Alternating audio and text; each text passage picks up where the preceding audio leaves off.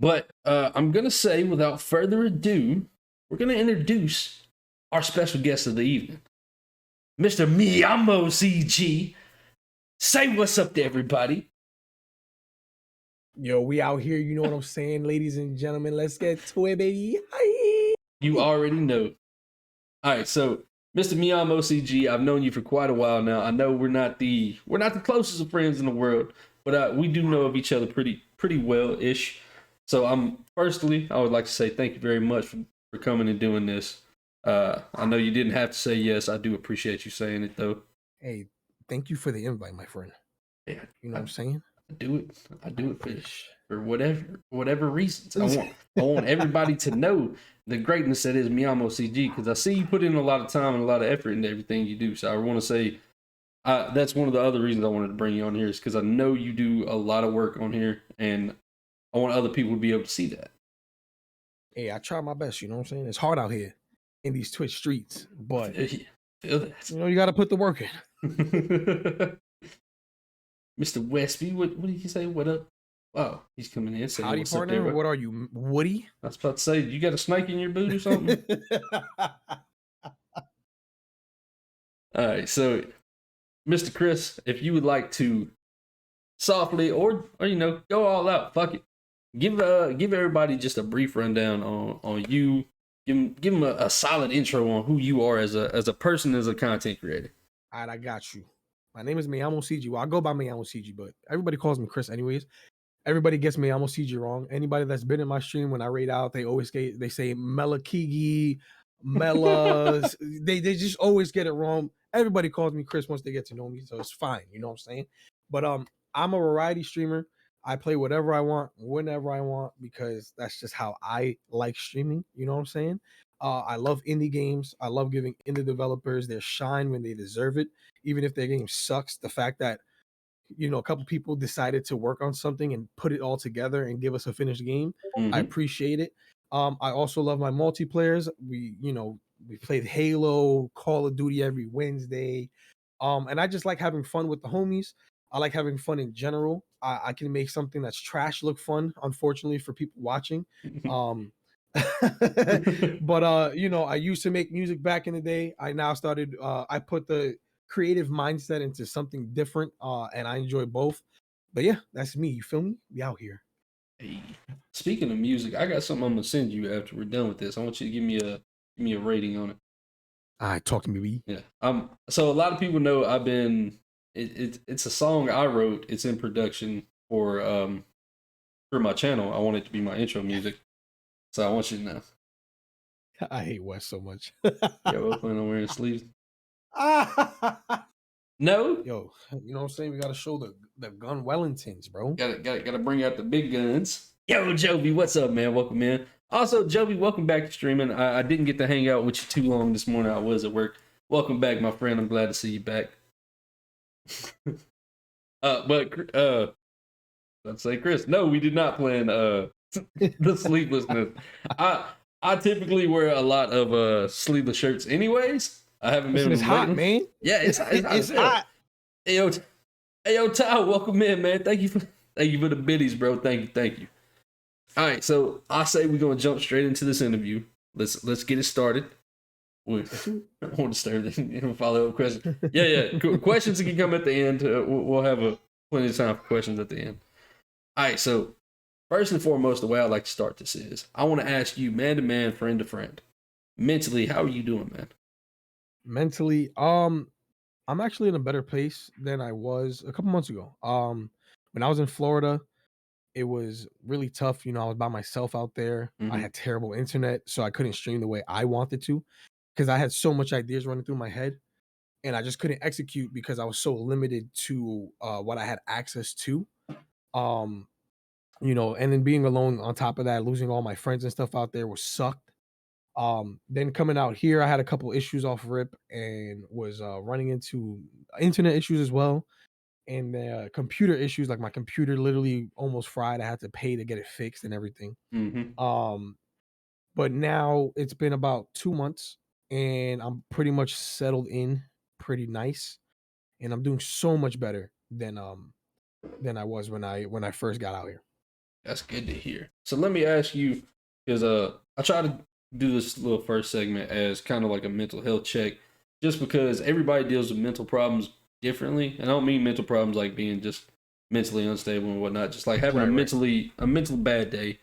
So when you have your bad days, what is something that you find helps ground yourself back to the point to where you're like, all right, I'm having a bad day. Let me ground myself back down to where I'm good. That way, I'm not like either blowing up on people or just completely Right. blowing people off. What is something you do that helps in that regards? There's a couple options that I do. Sometimes I do a nice little ride. I go on a car, I drive around, do a nice little stroll, try to relax.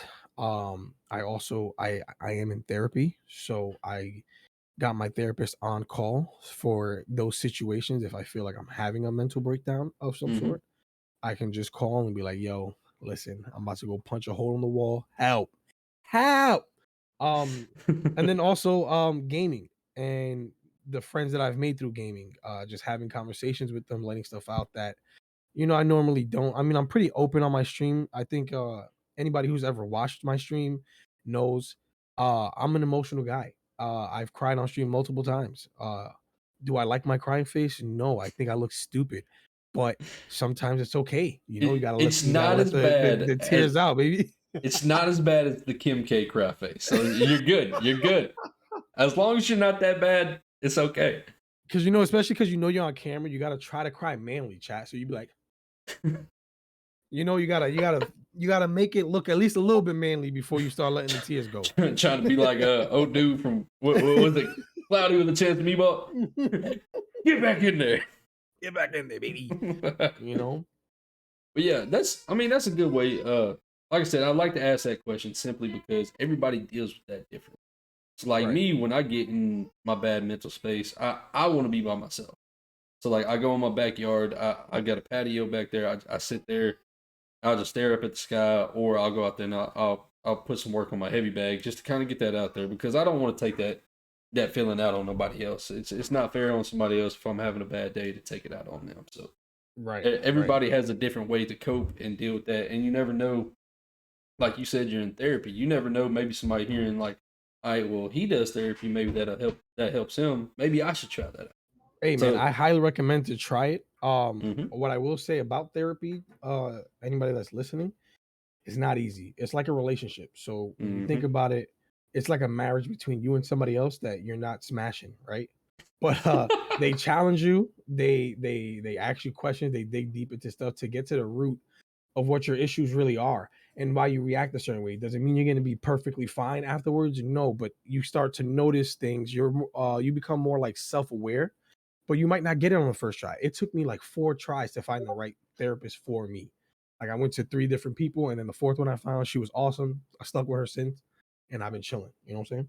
I'll say I tried the therapy route, and I don't know if it's just because I'm more of a when it comes to emotions, I'm more of a closed off person. Like Mm-hmm. I got no problem with letting my emotions out by any means, but when it comes to talking to a complete stranger about my emotions, I think I'm too closed off for that. I have tried it, and the few times I did open up, it made me feel better. But I also like my own method better, where I'm by Right. myself. I deal with I process my own shit. Right. That's why I say, listen, if it may not be for you, it's not for Yeah. everybody. I just recommend at least trying it once in your life, because Mm-hmm. if it does work for you, then hey, you found a nice outlet. If not, we all find our own little coping mechanisms to work on ourselves pretty much. Yeah. So again, like I said, the main reason I asked that is because you never know how the way you deal with it might affect somebody else, like listening in, whether it be tonight while we're doing this live or next week when it goes on YouTube. Somebody listens in and like, you know what, that's actually a good idea. That is my main reasoning for asking that because it's spreading the awareness that there's multiple ways that you can actually deal with problems like that, and it could help out significantly to somebody else. Yep.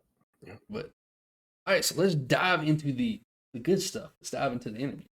Let's get to it, baby. Yeah. All right, Chris. I'd like to ask you, at the end of the day, what is your ultimate goal when it comes to streaming or content creating? Because I do know you do stuff on YouTube as well. So Right. Right. you can give an answer for both, or if you want to just generalize it, that works as well. Right. So for me, I think it's just never smart to put all your eggs in one basket. So even though everything is pretty much content creation, it's just in different baskets, right? So I do want to get back to making music. I had a career in the music industry. I love making music. It's another good outlet for me that was like therapy. Where I would talk about my stuff on music, you know. So I want to get back into that. I want to continue creating content on YouTube and doing stuff on social media platforms because it's just fun creating the content. But especially on Twitch, I think it's hard to grow on Twitch. Um, generally for a lot of people. So growing on Twitch is a main goal for me.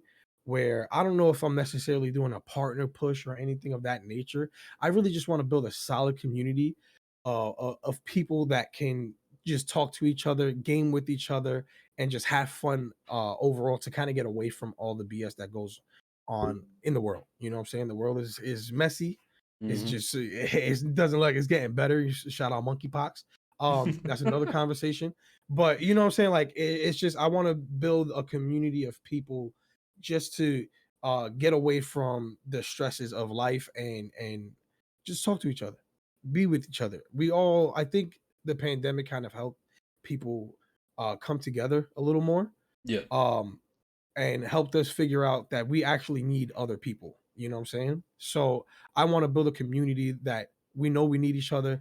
Let's be there for each other. And let's just, you know what I'm saying? Let's do this life thing together kind of stuff. But while creating good content and hopefully being able to do this full time and, you know, make it a career. Cause let's be honest, we don't like working our regular jobs for somebody else. That shit is Uh, ass. Sorry, can I absolutely. curse on this? I can curse on Yeah, this, yeah, right? you can cuss all you want. That shit is ass. All right. We don't like working 9 to 5s at all. I All right. I don't don't want a like boss. 9 to 5s. I wish I had 9 to 5. I work Right. a You see, yeah, I I know work you were a telling me that you I work work a the little three 12-hour to shifts. Them I joints work ain't a fun. 3 to 3. That shit's Yeah. Yeah. garbage. I know what them 12-hour shifts was like. You know what I'm saying? Like, none of us really want to do that. It's so Yeah. draining. I feel like there's so much more to life than working, Work. but obviously we got to pay bills. But Yeah. there's more to life than just working and paying our bills and doing all this kind of. Hey, I want to spend time with my family. Why do I got to work and pay for stuff to do that? But Mm-hmm. obviously, the main goal is to do this full time, whether it's just on Twitch or in all those other baskets I mentioned earlier. Yeah. So breaking off what you say, I'm gonna say one thing. You mentioned the pandemic and how it brought more people together, realizing we need people. I'm gonna disagree on one aspect of that. You remember everybody? You remember they were taking all the toilet paper and whatnot. They ain't give a fuck about you. Ah, they, no, they that's said very true. they said fuck you and your steak butt. Listen, there's some people that just they take it to the extreme, right? It was the same thing with the gas, right? You know, gas prices is going up. Let me just fill the back of my entire truck with gas that's not gonna hold and just waste all of it. You know what I'm saying? But there's gonna be people like that regardless of anything. Did But you see the people filling up the garbage bags? yeah, like yeah, it's gonna melt right through the bag, you dummy. That shit. People are a special kind of Nuts. special. That's all I can say about that. Yeah, But yeah, yeah, as far as like ultimate goals go, like I stated at the beginning, me and you aren't the closest of people when it right. comes to like knowing each other and whatnot. So when it comes to my ultimate goal, I am on a partner push for Twitch. Uh, I am trying to branch out more into YouTube, doing YouTube exclusive content on top of doing my Twitch stuff. Uh, I know a lot of people know I do my TikToks. A lot of the TikToks I've been posting lately, I just haven't been putting my efforts into them. So I've been posting mainly just gaming clips, but Yeah, I have a bunch of TikToks where it's not just me gaming; it's me actually joking and playing around. right. And I've Showing a tried, little bit more of your personality yeah. outside of just the game So itself, right? like my main goal with Twitch is to reach a partner solely so I can be more perceived as more of a value to companies for like sponsorships and stuff. Mm. Because at the end of the day, yes, I do want to get paid from Twitch. I want to get paid from doing all this, but at the same time, I don't want to be taking your money. Like me and you, we work. I don't want to be like, hey man, you know, for me to live, Right, I right. need your money that you work hard for. I don't want to have to be like that. Now I am incredibly grateful to anybody that does stuff on my channel, and I tell everybody that. And it's just one of those. I would prefer company to give me a contract and say, you do this and you do this, Right. you're getting paid. And then I don't have to worry about like, one of my friends being on there and taking his money. So Right. that's for Twitch. Now, as far as like YouTube and TikTok and stuff, as far as TikTok, I have no idea how you get paid from TikTok. I know there's creator fund, but everybody that talks about the creator fund says how ass cheeks it is. So it's I know somebody who gets paid off TikTok. Okay. They're Spanish as hell, and all their content is Spanish as hell. But they literally tell me they have to post about 7 to 10 times a day. Okay. So that at least maybe 1 to 2 of those videos hits the algorithm and gets the numbers they need in order to get paid. But they do get paid a couple hundred a week from TikTok because of that. But they have to actually, like, it's hard. You really have to make it a job. You really have to think about what you want to put out. You have to put it out consistently. You take a day off, good luck trying to get it back. You know what I mean?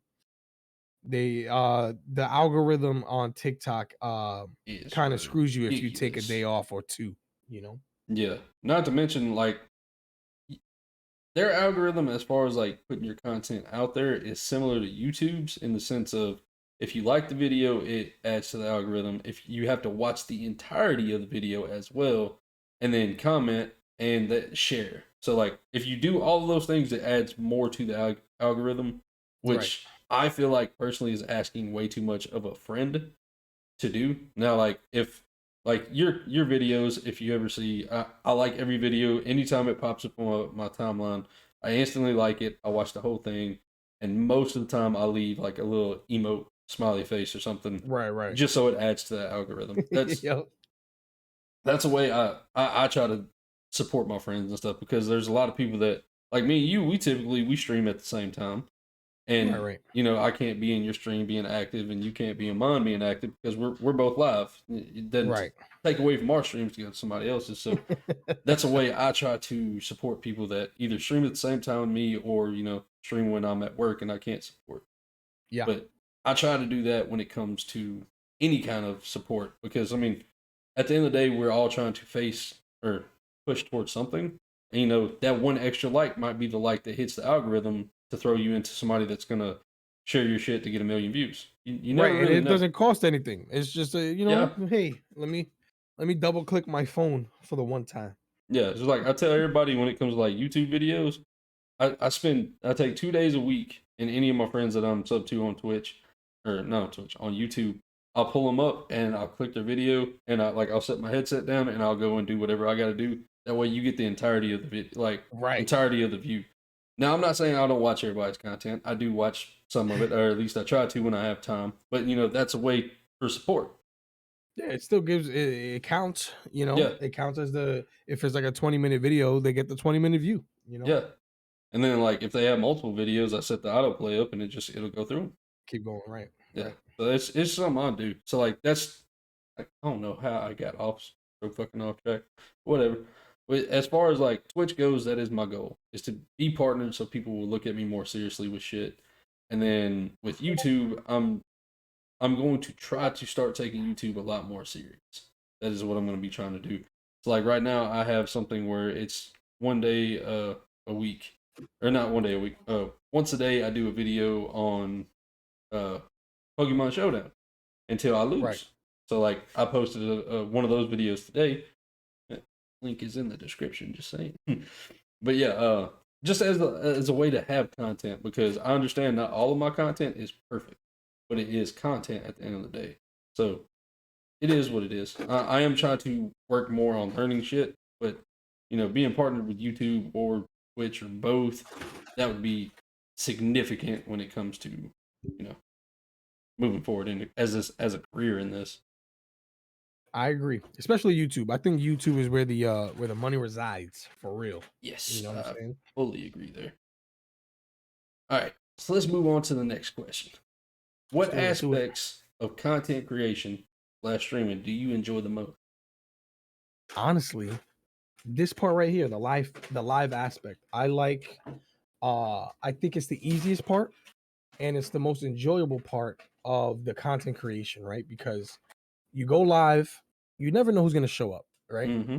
And then you always appreciate the people that do show up and show love, whether it be through hosting your channel, rating, sending bits, donations, or subbing, right? Yeah. Um, so I love that aspect, and then the fact that people can live react to something that you're doing, right? So having that camaraderie through live streaming where it's like, oh, what do you guys think about this? And then everybody in the chat is just like answering you. So it's like, oh, we're in this together kind of thing. This is my favorite part of streaming in general. And because it's the easiest part, right? I think Mm-hmm. everything beforehand and everything after is where the real work is. Um, because before the stream, you put in all the work to get the overlays right, Mm-hmm. make sure everything is set up properly. You get a little bit. I mean, I don't know about you, but I know me. I always get a little bit nervous before I stream and go live because I never know what can happen, if everything's gonna go smoothly, and it's never one of my streams if the internet doesn't mess up Yeah. or something with the sound goes wrong. So it's like that part is a lot of work, and then making sure like putting in the work to put something new into your stream, right? So for instance, let's say like my cousin this morning, he just came back to the streaming world, you know what I'm saying? Welcome back, by the way. With the fire Pokemon And stuff. right, he came back with the theme. He put in a bunch of work to put in all these redeems on his channel, the channel Mm-hmm. points type of stuff. That stuff ain't easy. That's the hard part to me, right? I Him putting agree. in all this work, he put in God knows how much time he put into that. But we all done something similar where we had to put in work to this stuff so the stream looked nice, Yes. Like I know you were telling me you put in the work for, the overlay for this, where you've been upgrading it little by little, Mm-hmm. stuff like that. That's the hard part. But pressing go live and talking and conversing with people, that's the fun part. That's the easy part. Then the after part is now you got to go back, you got to watch it, you got to clip it, you got to Mm-hmm. edit, you got to do this, you got to do that, you got to post them on every social media. It takes like an hour just to get all the posts off on everything that you want to get it off on. That's the hard part to me. Granted, I enjoy that part as well, but this right here, the live aspect, is hands down my favorite part. My wife be getting mad because like when I get off stream, I'm on my phone, taking my clips, messing with stuff, trying to get the right hashtags, the right title for it. And she's like, "What are we gonna watch this?" I'm like, oh, "Yeah, just go ahead. I'll be done in a minute. I promise." 30 minutes later, I'm like, "Shit, what did I miss?" Right. But yeah, right. Joey came back with he hit it out the fucking park when he came back today. I want you to know, I saw the go live. I was like, did I see that right? Is that Joey? Right. And I was on name change, everything, all that. Like I was on break at work, and I was like, let me see. And I clicked on it, and I saw the start of the stream screen. I was like, hey, bro, this cool as fuck. And then my boy popped out of a Pokeball like out of nowhere, and I was like, hey, that was cool as fuck, bro. Yeah, I want to go back and watch that VOD because I know some crazy shit probably happened in the stream, so I really am looking forward to seeing that. But yeah, as far as favorite goes, I feel like my answers to these questions change every week because I think more on them every week. I agree when it comes to the live reactions and hit and go live being the favorite part, or like doing something crazy on stream and having people in here reacting to it. Yeah, I think that's crazy. So like, I started off as a Call of Duty streamer. Like I'd hit some crazy snipe, and then like people going like, "Oh shit, that was great!" Like I know it, but like I can agree with that. I think that's a very solid answer. Trying to think, I feel like I'm gonna move on to the next question. Back, oh wait, this is actually my favorite part. Right. Because Yeah. there's a lot of things that we like about this. Like, I mean, if you truly love streaming and you're not doing it just for a hobby or for fun, Yeah, like you really take it serious, there's a lot that you love about it. Like, even the hard stuff is fun in general, I mean, after you get over being frustrated about it, yeah. There's like a 30-minute window where you just want to flip your fucking desk, and it's just like, all right. You get past that, you're like, all right. After you see what you did, you're like, all right, it's not that bad, all right. Yep. Huh? Oh, it should be on the counter. My bad. What's going on, Poetic D-Rod? And it should be in there. I don't know how to pronounce your name, but call him Big E. I don't know how to pronounce it either. Big E? I was gonna say like genius without the G, like Aeneas. He's told me before, and I'm just like, I'm gonna just call you Big E, bro. It should be on the counter. Yo, Aeneas, baby. I'm looking for my damn wallet. I don't know where it's at.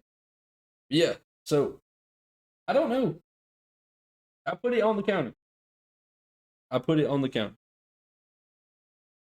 But yeah, moving on to the next question. I apologize for interrupting. No, you good. You good. All right. So, how do you react when somebody says your content is poor? Like if somebody reacts to you and be like, "Hey, bro, that ain't it. That ain't good." So I've picked up this new thing, right?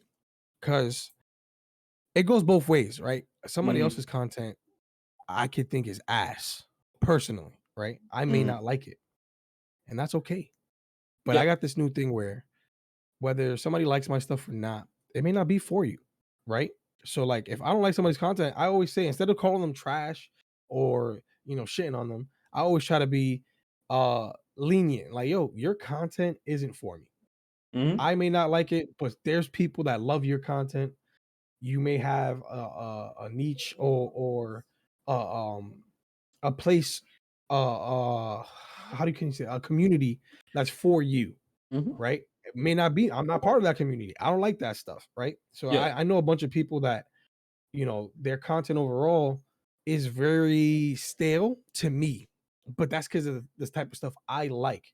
But they do numbers because they found a community that they can rock with and they can thrive in, right? So I if somebody doesn't like my content, that's fine. I'm never going to be offended by that. Mm-hmm. I know the amount of work that I put in. I enjoy my content, so I would never want to put out something that I don't enjoy. So if you don't like it, you're not part of my community, and that's okay. I'm not mad at anybody for that. I can never be upset for somebody, coming out their face saying I'm trash or whatever. That's fine. If you think I'm trash, cool. Suck a Yeah. butt. You feel me? But But I know that if I'm happy with what I'm putting out, that's all that matters. mm-hmm. So I know the amount of work I put in behind the scenes, and if people can't appreciate that, that's fine. That's okay. All Just right. don't watch it then. You don't have to. I'm I not begging you to fully agree stay. with I'm that. not begging you to watch it. I'm not begging you to like it. You know what I'm saying? But if you like it, then like it. If you don't, then don't. That's it. It's I pretty fully simple. I fully agree with that. Like uh I've had people message me and directly tell me like, "Hey, like your content ain't for me. I don't really mess with it." Or like have other people's like, "Hey, bro, I know you're streaming this game. While you're streaming this, I'm just not gonna be there. I don't like that. I don't fuck with that Right. game." And it's like it's one of those like I understand because like I'll use Elden Ring for example. A lot of people were streaming Elden Ring, and a lot of people got over it. A lot of people like I don't want to see this shit no more. And Right. I'm like, Because it was everywhere. yeah, it was It was everywhere. Twitch, TikTok, YouTube, Yeah, Facebook, Instagram, yeah, everything for like at least a month or a month and a half was yeah. just Elden Ring, Elden Ring, and Elden Ring. And there You was know? people that was like, "Look, bro, I'm tired of watching Elden Ring. I'm just not. I'm not gonna be there. No, no biggie." I'm like, I understand that, but at the same time, the answer I got for that question last week, with Rocky, was he said, "Okay, well, tell me why my content bad. What Right. tell me what I'm doing wrong." And I got to thinking of it when it comes to people receiving my content poorly or just not liking it. That's okay. Like you said, my content is not for everybody. My Right. personality isn't for everybody, and I understand that. I'm 100% okay with that. I've accepted that fact because there's people that you see come in and hang out, and then you never see them again. It's like, all right, well, my content wasn't for you. Right. Cool, these things happen, but I fully agree. My content might not be for everybody. My community might not be for you, and it's understandable. Right. Now So there's a difference too, because like constructive criticism is one thing, right? So if yes, somebody that that you're cool with comes to you and tells you like, listen, um, that you can probably do better. Right now, mm-hmm, telling me I could do better is one thing, and I'm okay with taking that if you got the advice for me, right? Because obviously I don't know everything, especially with like editing and putting stuff together. I went mm-hmm, to the University of YouTube to learn how to edit on the program that I use. same. So I know I'm not the best editor. I know the overlays I use aren't the prettiest or the best. I also don't have the means to have the best camera like some guys do, right? Some guys in the community Them three have thousand dollar cameras. you could see the hair follicles inside of their nose, right? I don't have that. I don't have the money for that right now. Obviously, I would love to upgrade eventually, but mm-hmm. there's certain things that you just can't help. when it comes to quality and how things look when you put it out. People may have, like, I used to have internet issues, so some of my clips used to look super grainy and nasty. I couldn't help it. I had Yeah. to try to at least put something out instead of nothing, you know? I 100% agree. So I think as long as you're working best with what you have, you're working. You know what I'm saying? You're doing something. Be proud in what you're doing. And you know, if people don't like it, people don't like it, bro. You Yeah. can't matter. I mean, like you said, constructive criticism is the absolute best. If I'm doing something that you think is not good, tell me. Explain to me what I'm doing wrong. Like I know for the past few interviews, it has absolutely pissed Johnny off that my cameras did not line up. Because he's told me at the end of the stream, like, hey, fix the cameras. And I'm like, all right, bro, my bad. And I'm in streamer mode right now. I can take a picture of it and show you I'm in streamer mode. I don't know what it's fucking doing. Literally, like I'm looking at it, it says streamer mode enabled, stay safe friend. It says it right there in my face. I'm looking at it right now, so you can't tell me. I'm sorry that the Discord noises are popping off. Hey, that's Discord for you, you know? Yeah.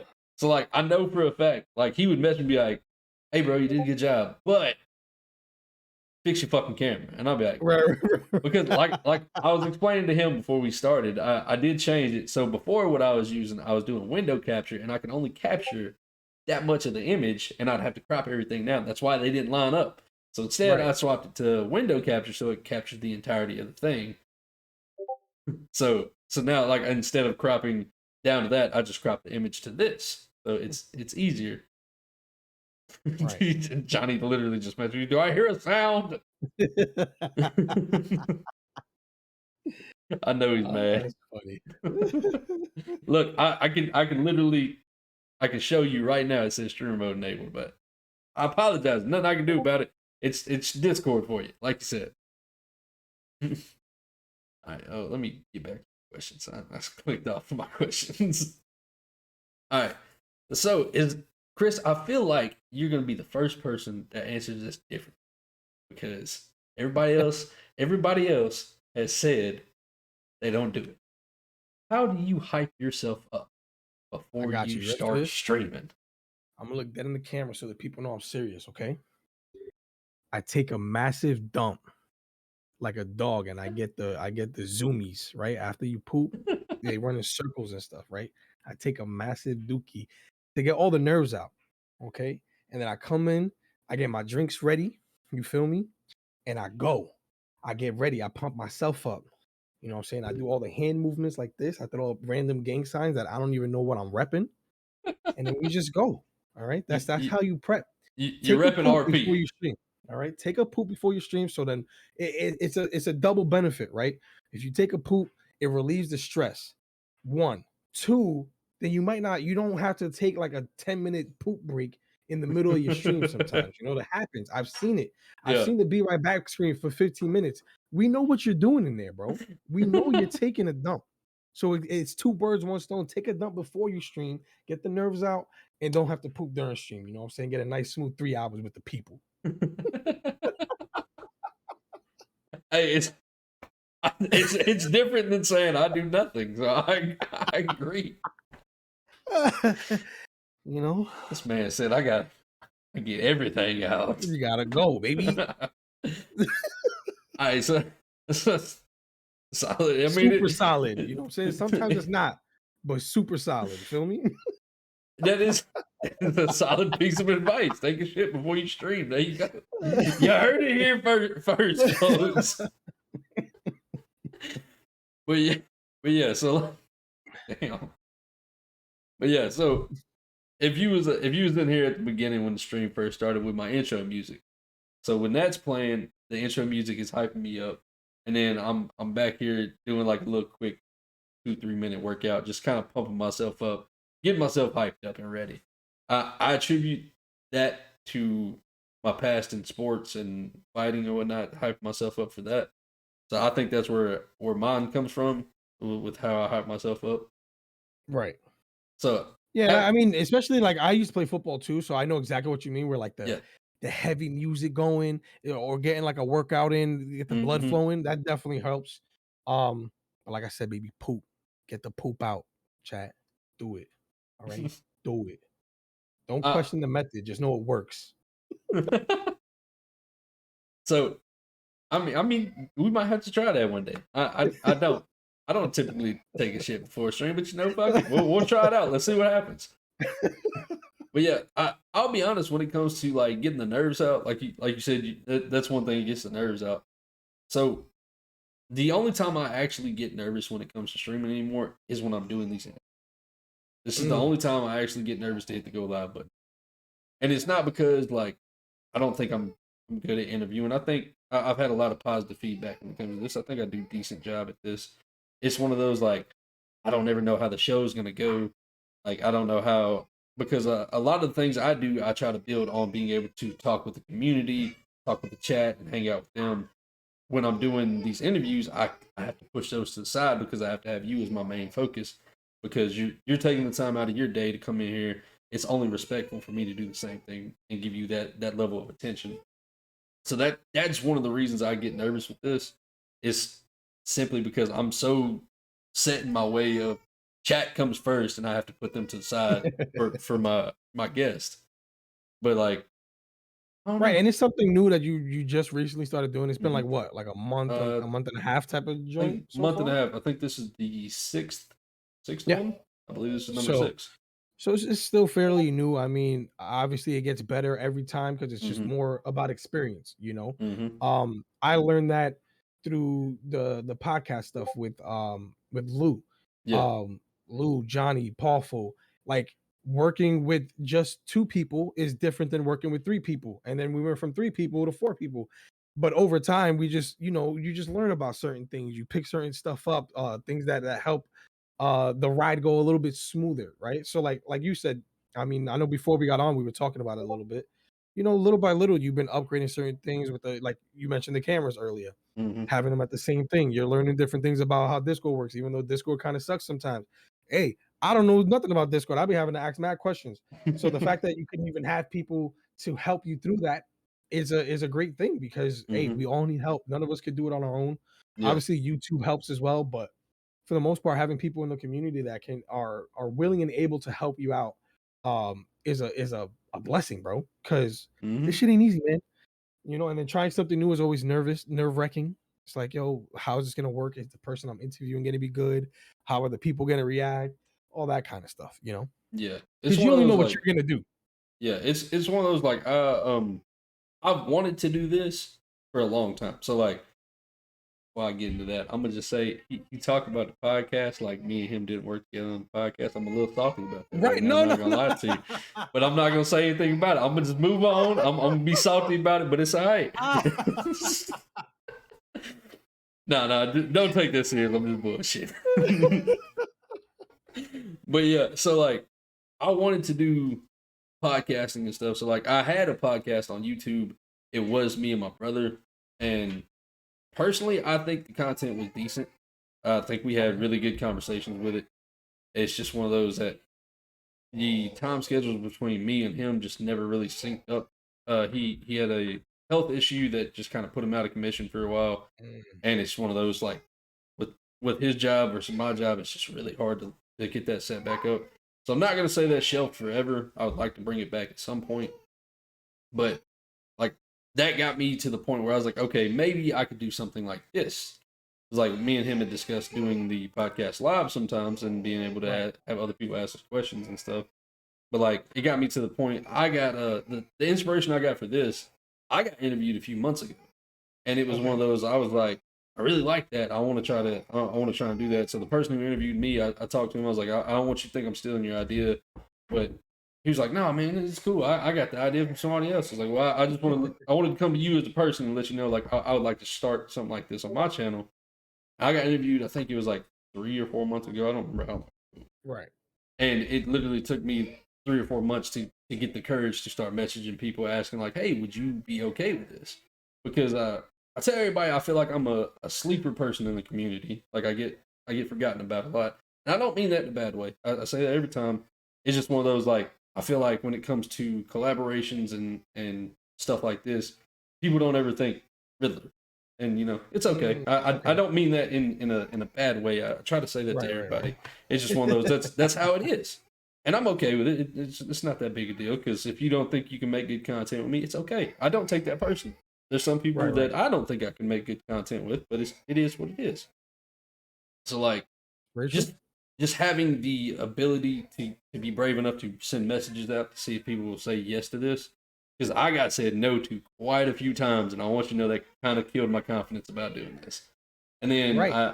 I had a few people actually be like, "Yeah, I'd love to do that." And then I started getting more and more yeses. I was like, "All right, I'm doing this. I'm committed to it." So like as Right, of and the thing is too, you also got to take into consideration people's schedules. Like, how is it going to work for them? Are they mhm, able to make it at that time, the day?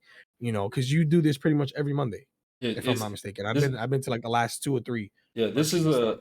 a every Monday thing. The only time it does change, so like when I did it with West, that Monday landed on July the 4th. So I was like, we'll do it Tuesday instead because it's Right. Monday. We don't want to take time away from the families.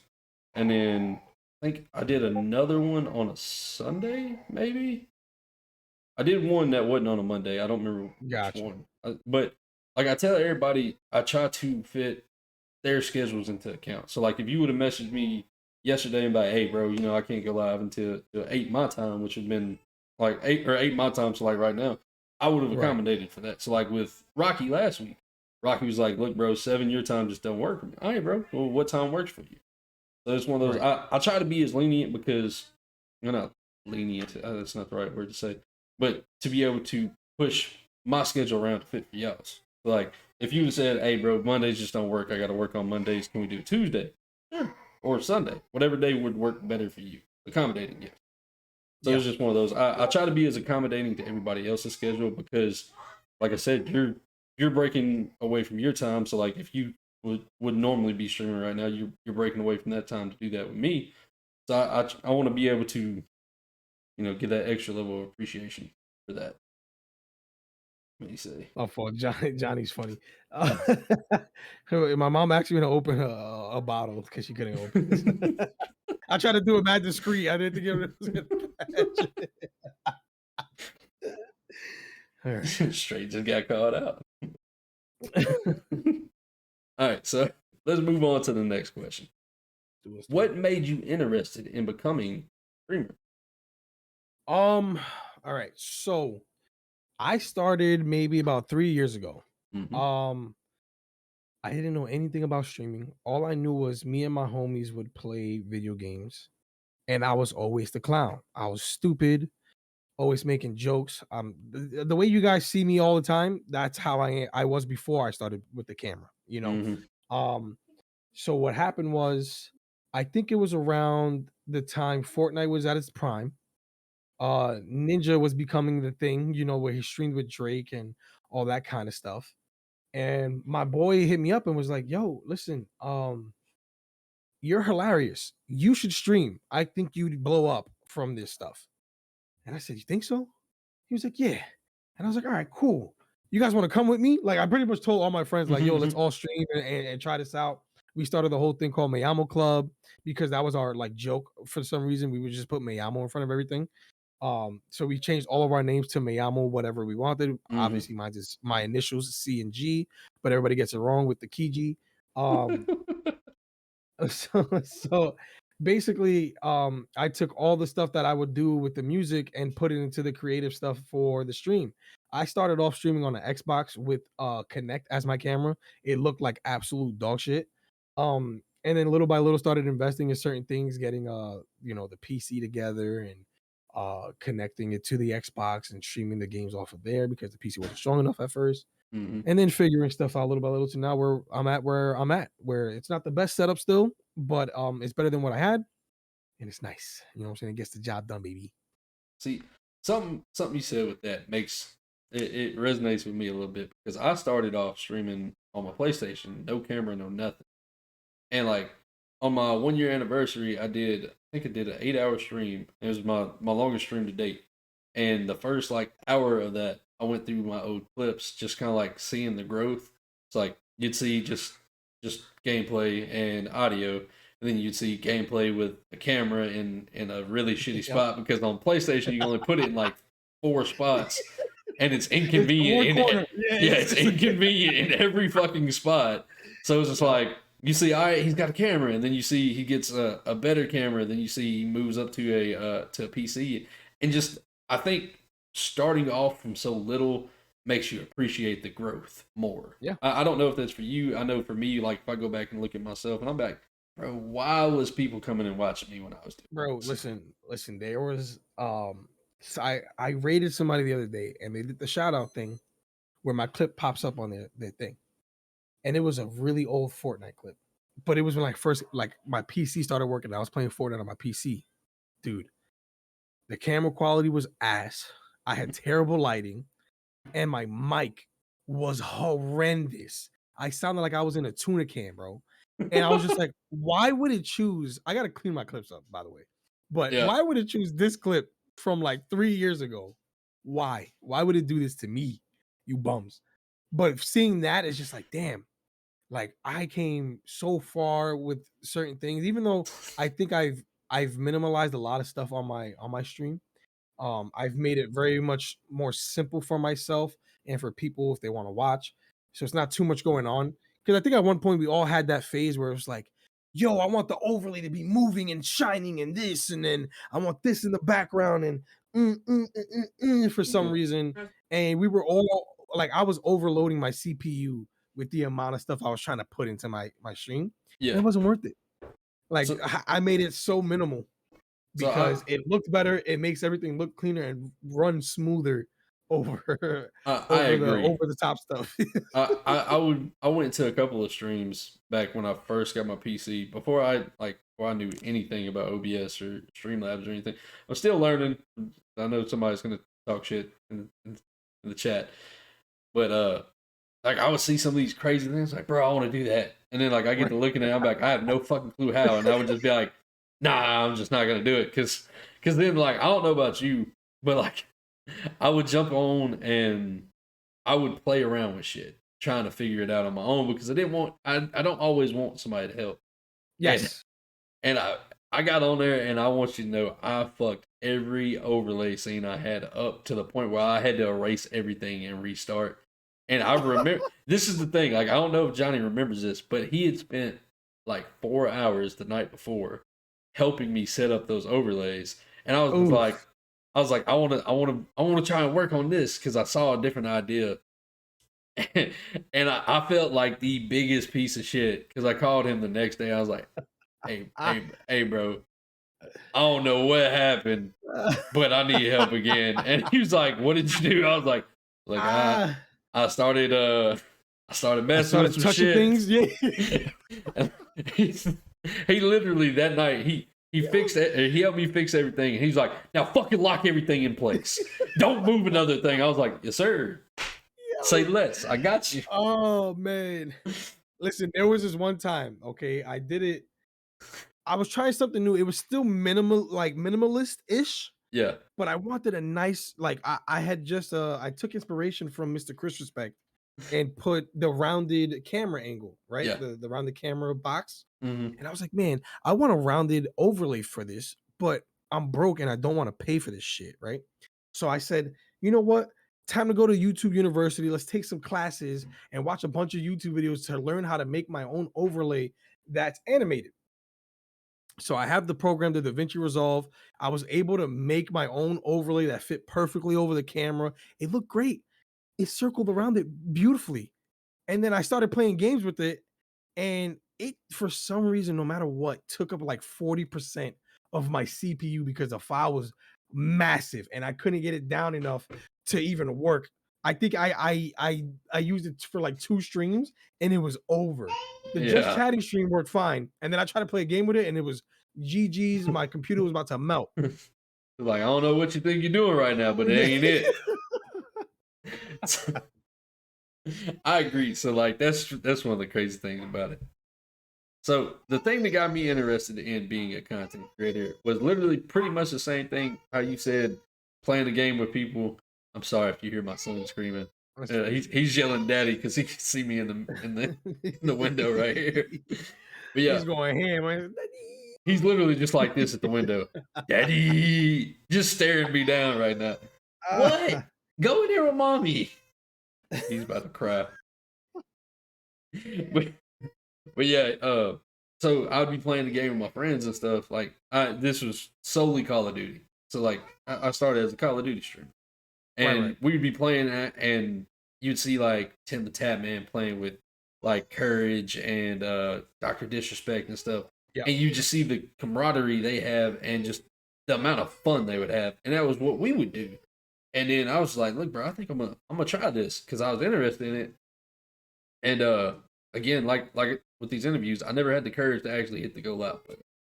So one day I was like, it was right after the pandemic started getting less serious to the point where like everybody was going back to work.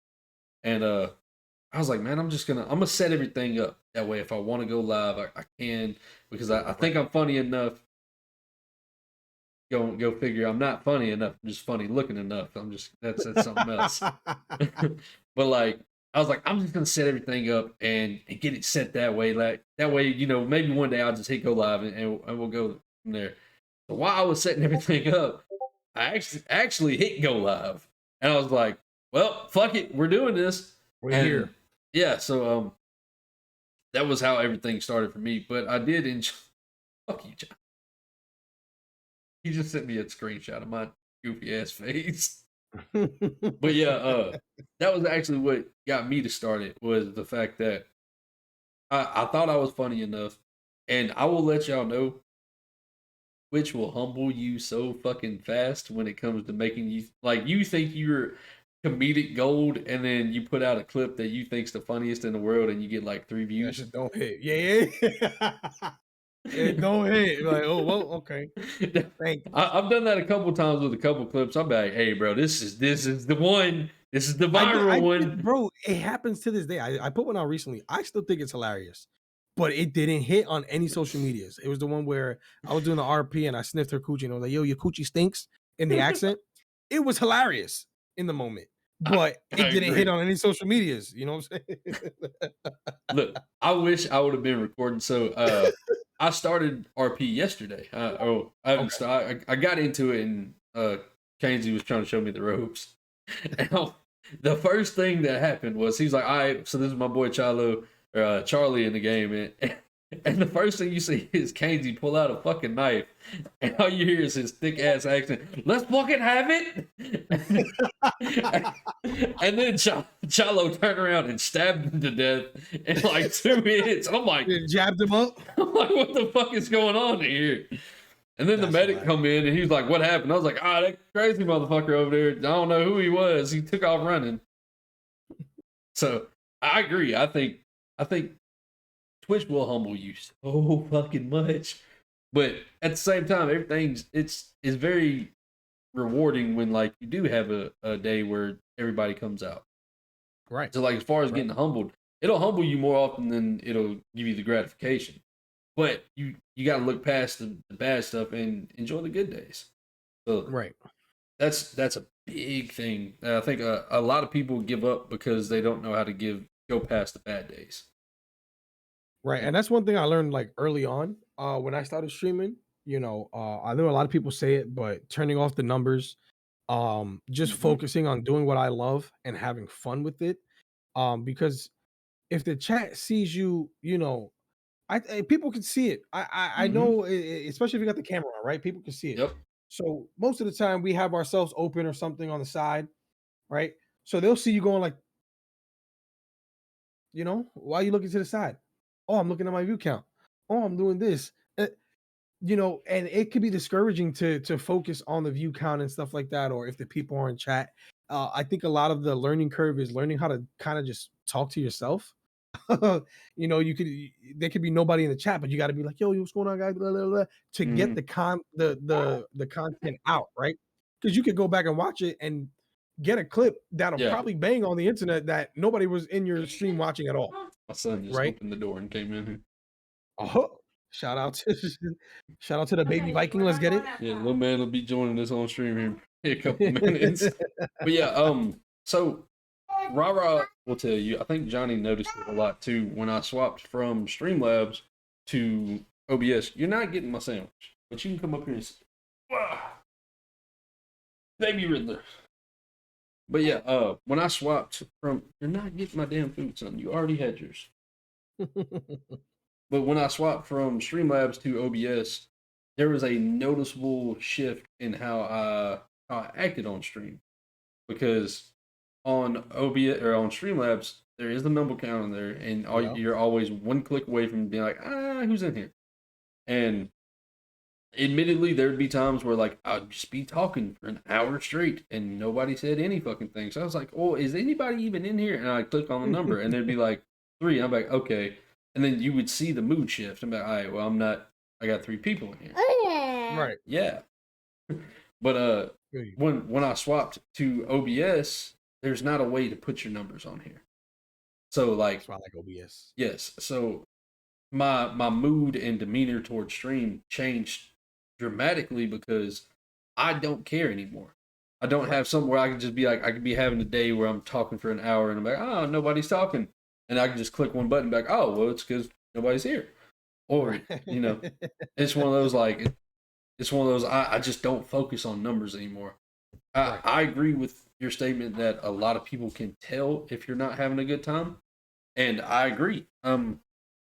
I've seen many people who jump on the next trend of the new game that's the most hyped up thing on Twitch or whatever, just trying to get the viewers and whatnot from that, and you see them just be absolutely fucking miserable playing the game. Bro, looking like a dead body on stream. Just that is, I will say this. I don't say it very often, but that is one thing I will say about Lou. Is Lou will tell you straight up, I fucking hate this game. It's never coming back. 100%. I'm not playing this. Yeah. I'm deleting it ASAP. And that's okay. That's okay. Yeah. I've done it a couple times on stream where I play the game and I'm like, yo, I'm only doing this for the Booty review. This shit stinks to me. So I was that way. So I was playing a game called Days Gone. I played it off stream before. Phenomenal game, by the way. Absolutely, okay. I loved it. And to this day, like if I wanted to go back and do another playthrough of it, I would. Like that's how much I like the game. But I was streaming it and I was not having fun. Like I don't know why. For some reason, streaming it versus playing it normally, I wasn't having fun. I wasn't enjoying myself with it. But for some reason, I just did not enjoy streaming it. You know what it is too? With a game like that, right? So there's certain games that I realized I can't really stream, right? So to me, long-winded games, though I'm enjoying the game, I either enjoy the game too much where I'm doing all the nerdy shit and like going to search the entire map to find everything that's possibly there on the map. Nobody wants to see that. Like to me, that's where it gets a little, it gets a little boring where it's like, all right, I'm traveling the land on a horse like Assassin's Creed, right? I love Valhalla. I thought Valhalla was fun. But streaming Valhalla was not fun because it's so long-winded. It's rough. You're gonna go through you're either gonna stream for 8 hours at a time to get the game done in like 4 streams, 5 streams, or you're gonna do about 10 to 15 3-hour streams, which why do you want a 15-part series? Nobody wants that. That's not fun. They're like, I'll still enjoy those games off stream now, but I've learned as a streamer my niche. I love the indie games that are 3 to 6 hours, 10 hours at most. I don't want to play for that long. I like my streams to be 2 to 3 hours long at most. I'm not trying to stream for more than that. I know people enjoy that and do that on their own time, but because I do everything myself, it's easier for me to shorten the stream to create more content for outside of stream, right? To try to get more people into the stream. So it's like if I'm streaming for 5-6 hours or 8 hours, I don't got active mod. Like I have mods, but active mods where they're watching the whole 8 hours. Like I'm not gonna ask anybody to spend their entire day watching me for free. I can't pay you. Now, if I'm paying you, it's a different story. Right there with you. You know what I'm saying? I would love to be able to pay people to watch and clip everything that I say to clip, but I can't. Right. So what I usually try to do, I'll take this right here, right? Take my phone. If something funny happens or something that's clippable happens on the stream, I'll timestamp it. Boom. Give me that timestamp real quick. Yeah. You know what I'm saying? boom. And then when it's time to get the clips and start editing and stuff, I could go back to the VOD, go to those exact time slots so I don't have to sit there and watch the 3 hours. And it helps me, you know what I'm saying, get the job done easier. But yeah, it's So what's crazy about that is like I have a stream deck. I have a clip button on there and I have a stream marker button on there for that exact reason. Like right. if like you said, and I'll go ahead and bring this question up. I was gonna ask it later on when it comes to mods and stuff. But I have those on my stream deck for that literal exact reason. The simple fact that I don't have mods that are actively in here every time I stream for the entirety of my stream. And I don't expect any of my mods to be here for that entirety of the stream because, like you said, Right. I don't pay them because I don't make enough money to be able to do that yet. But like, it's one of those I would love to be able to pay my mods to be like, hey, when I'm live, you're here. And Right. when you think something funny or if I think something funny, you just boom, we're good. And I would love to be at that point. Unfortunately, right now I'm not. Maybe one day. I'm gonna say one day because I'm speaking into existence. Right. But Right. Right.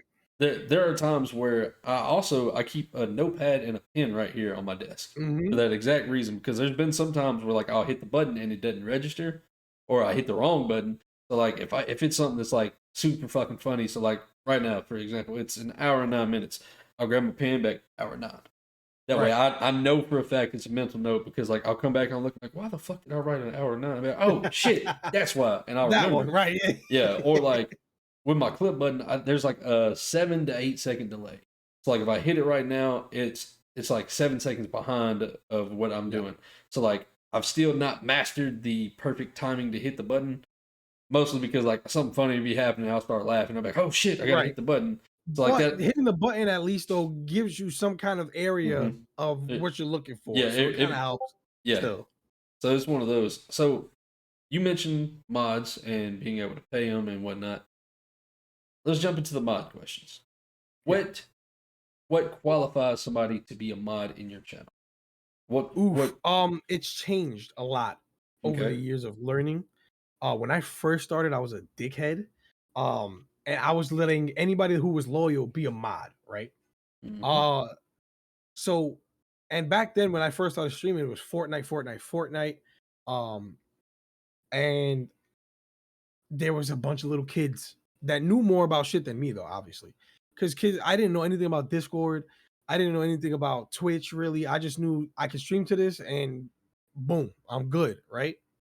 Um, so early on in my streaming career with the Fortnite push, I ended up averaging around like 50, 60 viewers. So I needed mods, right? Hmm. And there was a couple people that when I first started streaming, I was only getting like 5 viewers, 4 viewers, that they were consistent though. And I was just like, yo, I'll just mod you. And though they were young, they knew stuff that I didn't know. So they made a Discord for me. They put stuff together for me. They did a good job at first. Hmm. But then you gotta remember, they're little kids. So they started doing shit that I had no control over. So like somebody would say something maybe a little bit out of pocket, and they wouldn't even give them a chance. Banned, off rip, boom, off rip. And it was just like, yo, you can't do that. You gotta give people a chance a little bit. You know what I'm saying? Just a little bit of a chance. So after that experience of having like two little kids modded, like an idiot, I learned uh a mod is just somebody who's consistently there for every stream and knows how to mod, right? Because not Hmm. everybody knows how to mod. A lot of people, I've seen people mod people that don't know what they're doing and they just have that badge next to them. Hmm. They don't know how to, I feel like mods are the people that welcome newcomers. Oh, there's a new person in the stream. Hey guys, welcome. If you're new here, this is where the community's at, and they put the Discord link. Oh, if you want to check out some of his older content or this, that, and the third, here's the YouTube. I feel like Hmm. that's more of a mod's role, where it's just kind of facilitating people while I'm busy working, because this is a job, whether Yes, we 100% agree. describe it that way or not. This is work, right? Pressing go live and doing all the stuff, and then all the extra stuff in the background. It's a job. It's work because Hmm. we got regular work, but then we spend at least 5 to 6 hours a day doing stream shit. I don't care what nobody says. If you really take it serious, you're doing at least 5 hours a day I of think just this. the days that I actually stream, like today, I stream Monday, Wednesday, Friday, and Saturday. on those days, I probably spend roughly 6 to 8 ish, depending on how much time I actually have. So like I'll be setting stuff up on my phone Yep, for later, like reminding myself I got to do this, or whether it's networking in Discord or networking in streams. I consider that part of the job. I know that's work. some people That's don't work. consider that part of the work, but like if you never go to somebody else's streams, if Right. if you're never talking in somebody else's Discord or something, you will never get the support unless it's just random people that find you. And Not only even that, then, networking is the hardest part of the job, right? Because being oh, consistent so is not much. easy for everybody. Um, a lot of the people were all in the same Discord, so it's kind of like, how many times am I gonna say good morning to the same people, right? So it gets a little tedious at times, but that's part of the work, right? You have to Yeah. put the work in order to see results. So not only are you making time to edit clips to put them out and do all this stuff, you're making time to show up to other people's streams. You're making time to say good morning and try to have some kind of conversation where Hmm. people know you're there in their discords. That's part of the job. That's work, man. It really is. I spend a good 30 minutes out of every morning on my way to work posting and sending the same message. Well, I try to send a different message in my Discord than I do in all Right. the other ones. But it's just one of those, like, I try to be a little bit more personal in my Discord, whether it be Right, like right, because another it's yours. announcement. Yeah, whether it's like an announcement that comes with it or something. But like Right. everybody's Discord that I'm in, every morning, I'm going to send some type of a good morning message that comes with most of the time a motivational message. Now, I will admit, once I send those messages, if you message back, there's a Busy. weird time frame for when I get Busy. back to you.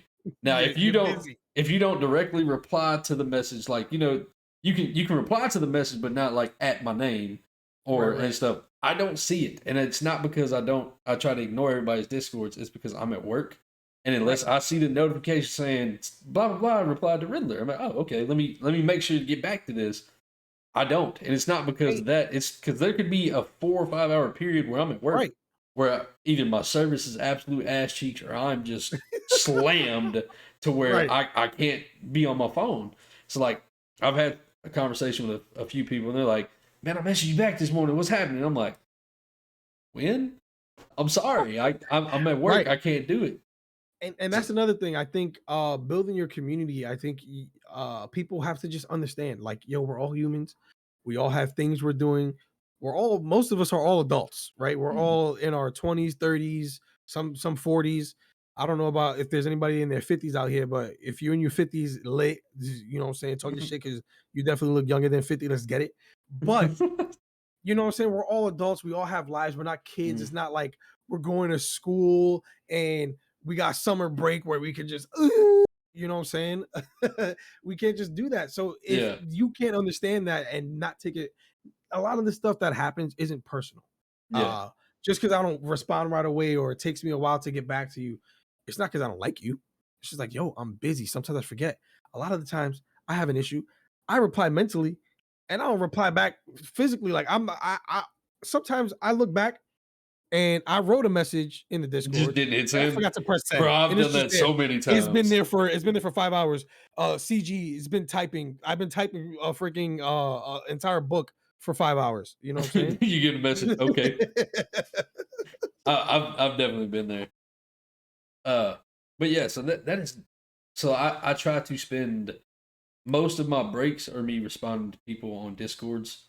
If I am having a slower day at work where I can hit that sweet spot where my service is actually good enough. Because this is the weird thing, my service, even as good, I'll have full bars. Twitch will not load. It will not pull up at all. And it annoys the shit out of me because if somebody whispers to me or sends me a message on Twitch, it'll be like that notification will just be there the whole fucking day. That annoys the shit out of me. And like there'll be days where it'll be like, I have 18 messages in Discord, and I'll pull up Discord and nothing's there. I'm like, what? Thanks. What is Right. this?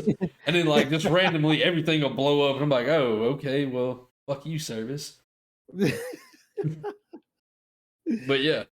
Um, So, what actually is the qualification to say you can be a mod in my channel? You said you changed it up. It's not just the consistency there. What would you say is Right. the absolute? This is what makes you a mod right now. So, like I said, it really depends. I think it's harder to find the mod for me now because of my experience. I think the one mod I have that does a really good job of doing it when he's there. Obviously, I'm not this isn't like a shot at West for not being there all the time. He's a very busy man himself, but Yes. Mr. M West, I made him a mod for a specific reason because he does very good when he's there doing what a mod is supposed to do, Hmm. right? Um I think right now that's one of the only mods that really be in my chat on the regular basis. And that's what makes him really qualified to mod in my channel. I have to clean up certain people that are mods in my channel because they either don't show up or they don't really mod, right? So like just because I'm cool with you to an extent, I'm not gonna make you a mod. Like me and Lou. Lou is one of my closest friends. I would never make him a mod. Lou does not know how to mod. You know what I'm saying? Like Lou is not a mod Hmm. guy. He just comes in to troll, have fun, and lurk because he somehow got 50,000 channel points already.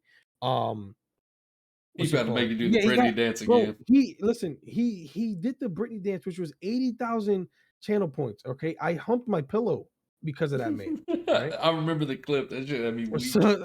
You know what I'm saying? And Please don't know somehow how to mod. he has 50,000 channel points already.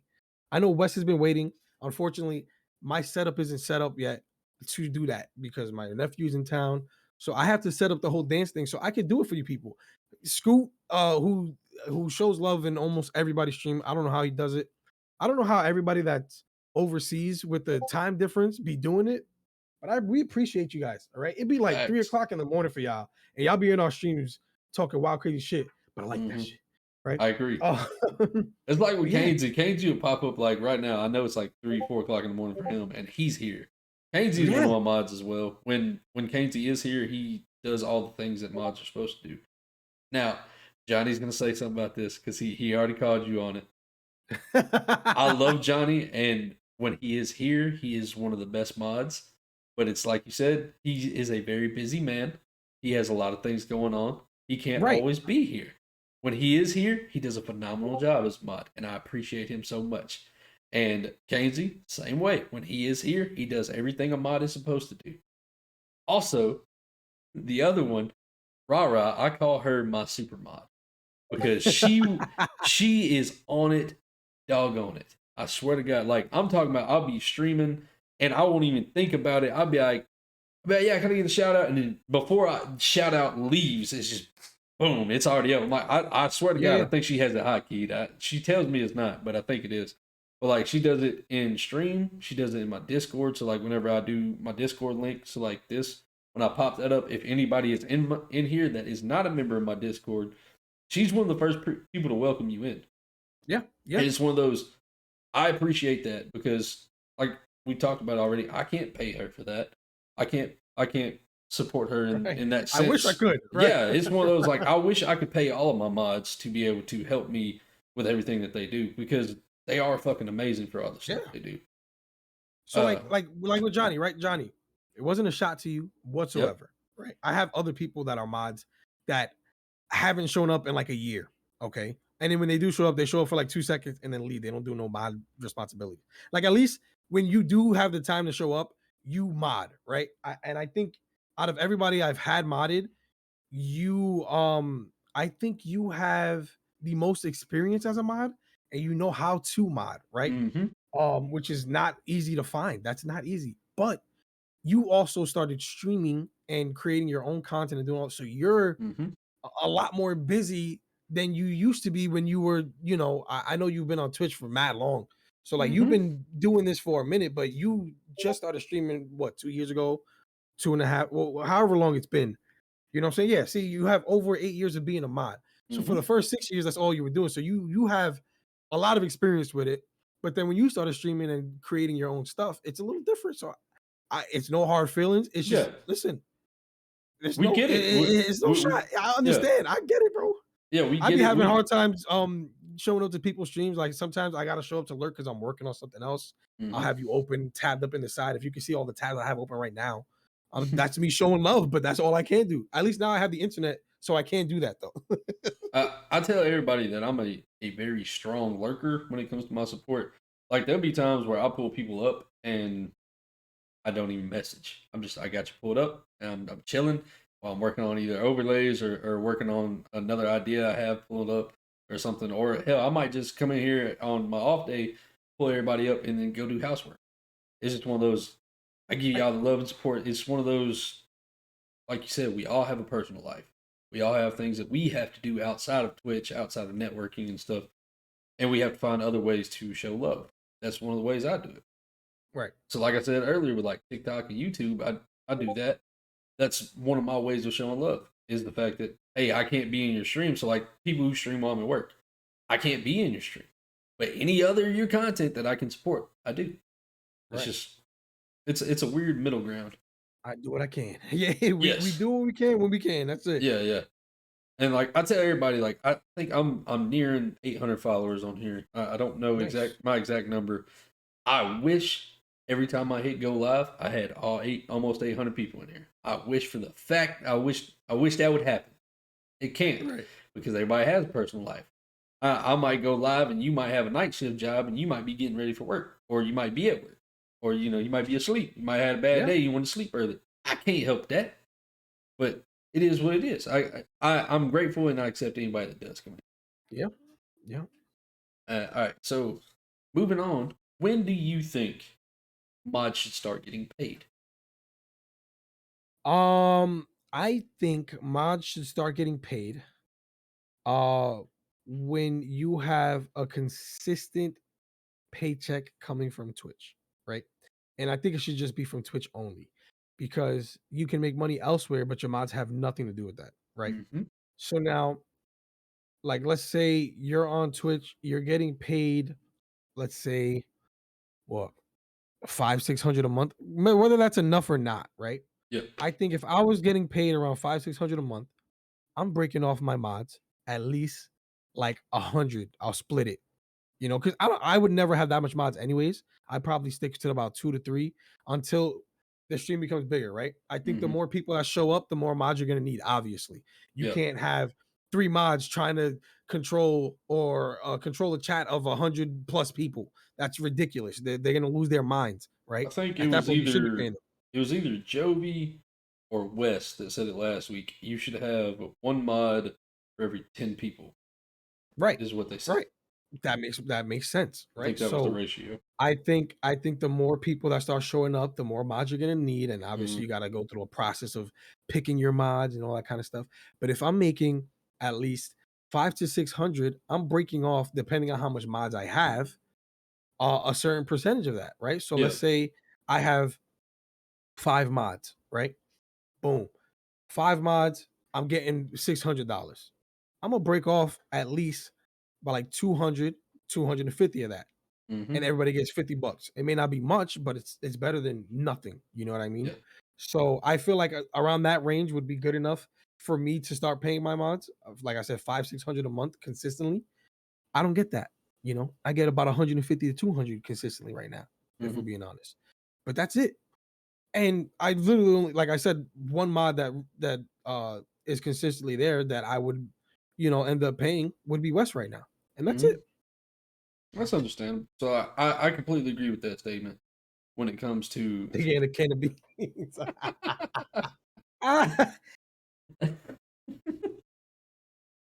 But I agree. When it comes to consistently bringing in money, and if so, like you said, 500-600 is decent. And I'm going to say that if I'm still working my job and still able to support my family with my money that I'm coming in, and then that's just on the top money, I agree. Being able to put $100-$200 back and be like, hey, this is for y'all for showing up. Now, I think the part where that gets a little complicated is, do you still pay people that don't show up that are mods? So right. So like that's what for me, it all depends, right? So like, yeah. Obviously $500-$600 a month isn't enough to pay your bills and do everything you need to do in life, right? So obviously you're still working your regular job. Now, if it was full time, it's a little bit different. If this was all you're doing to, handle your business, but at 500-600, you're not. You're obviously should be doing something else, unless you got a situation where your bills are literally nothing and you pay $100 a month or something. That's Yeah. it, right? So it all depends on the situation, like who's involved, who's here. I think you would have meetings with your mods and talk to them about pay. Like, listen, I don't get much, but I do make this much consistently a month. How would you guys feel about, me breaking you? Would you rather me break you off like a quick 20, even though it's not much Yeah. a month?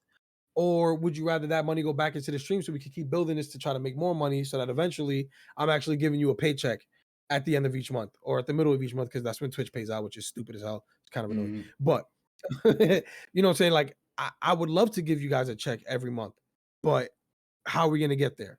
I think Yeah. it all depends on that situation. I think another thing that comes into effect with that, uh, Johnny has mentioned it, and I've had other people mention it. Having a mod that is not a content creator as well is very important. Yeah. I don't have one of those. I had somebody in here last week, Renegade. He asked if he could be modded because he wanted to be able to. He said he's not a streamer and he would like to be able to do that. I told Right. him we would have a conversation off stream because he's new to the community. I don't know him fully yet. So it's one of those like we talk about it. Maybe we'll get to that point. I think a big thing with being a mod is consistency. Is a big thing with coming in and not only in stream, being consistent in Discord, being consistent in other platforms and like showing support. I think that is the part that is the game changer. Is like if you're supporting me on Twitch with even let's say we're not getting subs or bits. Let's just say you're here giving me your time, and Right. then you're in my Discord, you're messaging saying, "Hey, how you doing?" Trying to get chat flowing or just conversating, and then I see you liking stuff on TikTok, Instagram, YouTube, or something. I'm like, all right, bro, this man is really actually supporting my stream. He's really being Right. supportive, or woman, female, either or. This is one of those like they're really showing love. Like, let me have a conversation with them. I think that's one of the big things. Is a lot of people think, oh, I just show up to this, it's okay. It's like there's a lot more that goes into this that who knows? I might need you off stream. I might Yeah. need you when I'm not streaming. But hey, can we go over a couple things? And you're not there because you're like, well, I'm only available when you're live. So it's one of those. I think that's a big thing when it comes to picking a mod. I have I have quite a few mods right now, but a bunch of them are a couple of them they swindled their way into it. So Rocky last week put me on a spot on stream was like, "Can I be a mod?" And Rocky's been showing up. He's been showing support. He's a really good dude. I enjoy talking with him. And I was like, "Yeah, man, I'll make you a Right. mod." And Like, that's like somebody I considered making Scoot a mod, right? Because Scoot yeah, shows up to every stream, whether it's for the whole stream or for a little bit. But unfortunately, with Scoot, is the time difference. It's hard for hmm him to show up all the time and stay there and not go to sleep and all that stuff. But he's so consistent. I ended up just making him a VIP, hmm um, because I don't want to put him through that, yeah, because my time and his time is way different. He's probably doing something else while he's at work while I'm sleeping. And then yeah, when I'm working, he's getting ready to go to bed type of stuff. So it's hard to work with somebody overseas, yeah, which is hard to mod somebody like that. So I understand completely. I get that. yeah. So like Rocky put me on the spot last week, and I said, "Okay, I got you with that." So Rocky, like I said, he's been showing a lot of support lately. He's been hanging out and talking and whatnot. Yeah. The only other person I have that is modded that swindled their way in is Mr. Lowtone, and I know he changed his name. I don't remember off the top of my head what it is, but Lowtone got Wait, he me changed his back. Twitch name? Yeah, he changed his name on all platforms. They told me what it was earlier, but I don't remember what it was. But he got me back when I was like maybe Toasted Sloth. That's his new name. So if you see him pop up, that's Lowtone. But he came in. And I think this is back in it was right after I was affiliate. I might have been streaming to 2, 3 people tops. Okay. And he came in. He was just like, "Hey man, I don't see any mods in here." And I swear, right hand to the man, I didn't know what the fuck a mod was. I was Oh yeah, like, sure, got you, I brother. was like, I was like, what the fuck is a mod? And he was just like, he's like, oh, it's just somebody, he's got a little bit more privilege than everybody. They help you out if you ever need something. I was like, oh, okay, yeah, sure. And then he was like, yeah, okay. And I was like, bro, I don't even know how to mod you. And he literally took me while I was streaming step by step on how to mod him, and I did. And I was like, you know what? That's hilarious. You got that one. I'm not gonna unmod him right now. But he's one of those. He's also like everybody else. When he does show up, he's a great mod. It's just he's got a personal life. He's got to deal with stuff too. So I don't expect it. But that he swindled me. I think other than them two, everybody else is modded. Like Kainsey's a good friend of mine. Johnny, he's been there with me from pretty much the beginning to help me with all my shit. I know he's probably happy I don't have to call him every day to help set stuff up. Yeah. Rara, she's been there with me for a long time. She helps me with a lot of stuff on the back end as well. So it's just like I feel like those are really important people to have modded on my end. Right. Let's see. It makes sense. Let's see. I lost my spot because we swapped up on the questions. So give me 1 second. Hey, take your time, brother. All right. Let's see. All right. So how do you deal with people, like new people coming to your channel and just being too much, like asking too many questions, being mad, annoying about stuff, and like spamming questions or like stuff like that? How do you best think you deal with those situations? So it's weird because I don't get those a lot. A lot of the time when new people show up, it's because I'm playing a weird ass game that nobody ever played before or like rarely played, and they show up to give me tips. They'd be like, "Yo, you never done this before? Oh, try going to the right over here and then go down and to the left." And I'm like, "Oh, well, thank you." Yeah. I don't think I've gotten an over the top new follower in a very long time. I think a lot of the new followers I've got have been from other communities from when I do collabs. That they show up and they're super cool. They get like a couple people followed me from when I took part of the tournament with Val, the Fall Guys tournament, and then on Saturday I got a lot of new followers from the tournament that I did took part of with Fresco. So a lot of the new followers I've been gaining have been from other people's communities. So it hasn't been like over the top, asking a bunch of questions and doing all this kind of stuff. So I really don't know how I would handle that because it hasn't happened in so long. You know what I mean? So I'm very lenient when it comes to stuff about us, specifically people being over the top like that. Yeah. So perfect example, me and Kainsey, we do what is called a Soul Link Nuzlocke with Pokemon on Saturdays. We've been doing this for about a month now, I think, right about a month. And we had somebody jump in, and the first thing they said was something about your mother. Like I shagged your mom or some shit like that. Excuse me, And sir. yeah, he said that, Banged. and like I said, I'm very very lenient when it comes to stuff like that. So like I timed him out. I sat down and I explained to him. I was like, "Look, bro, no offense to you, you're brand new to the channel. Now I tried to I gave him the benefit of the doubt simply because maybe it was one of my friends from in real life coming in, and I just maybe they saw one of my really clips don't. on Right, yeah. right. And I was like, I'm gonna give you the chance. I'm gonna time you out. When that's over, you can come back. You can apologize, and everything will be all right. It'll be smooth sailing. We'll be running. So his timeout went out. He came back. He's like, all right, man, I'm sorry. I was like, all right, we're cool. Everything's Right. straight. Kainsey messaged me as soon as he saw it. He's like, you want me to ban this fucker? And I was like, nah, bro, chill out. It'll be all right. And So, see, now I'm thinking about stuff. Now that you're mentioning certain things like mhm, situations, right? I think for me, there's certain things that if you come in and you're talking about certain things off rip, I'm either going to ignore you or you're mhm, gonna get banned, right? I have patience to an extent, right? So like if you come in and off rip, you're talking about political issues, or like if I'm not talking about it and you want to come in like, oh, what do you think about blah blah blah blah, and it's all political stuff, it's like, fam, I'm not here. I'm I here to don't escape care. that Yeah. reality. Don't bring that into my chat. Like, Mhm. get all the way out of here, okay? If you're coming in and you're being super like sexist towards women, because like I play a lot of games with women. Yeah. I used to play. There was a I think it was called First Class Trouble. It was like Among Us, but like the a different setup. Like it was similar to Among Us, where there was 2 imposters, whatever, yada yada. Yeah. And one of my OGs, her name's Rebecca. She really like would play every game with me. Any weird game that I wanted to play, she pulled up and played. So we were playing, and somebody came into my chat, was like, "Yo, why is this B word not in the kitchen?"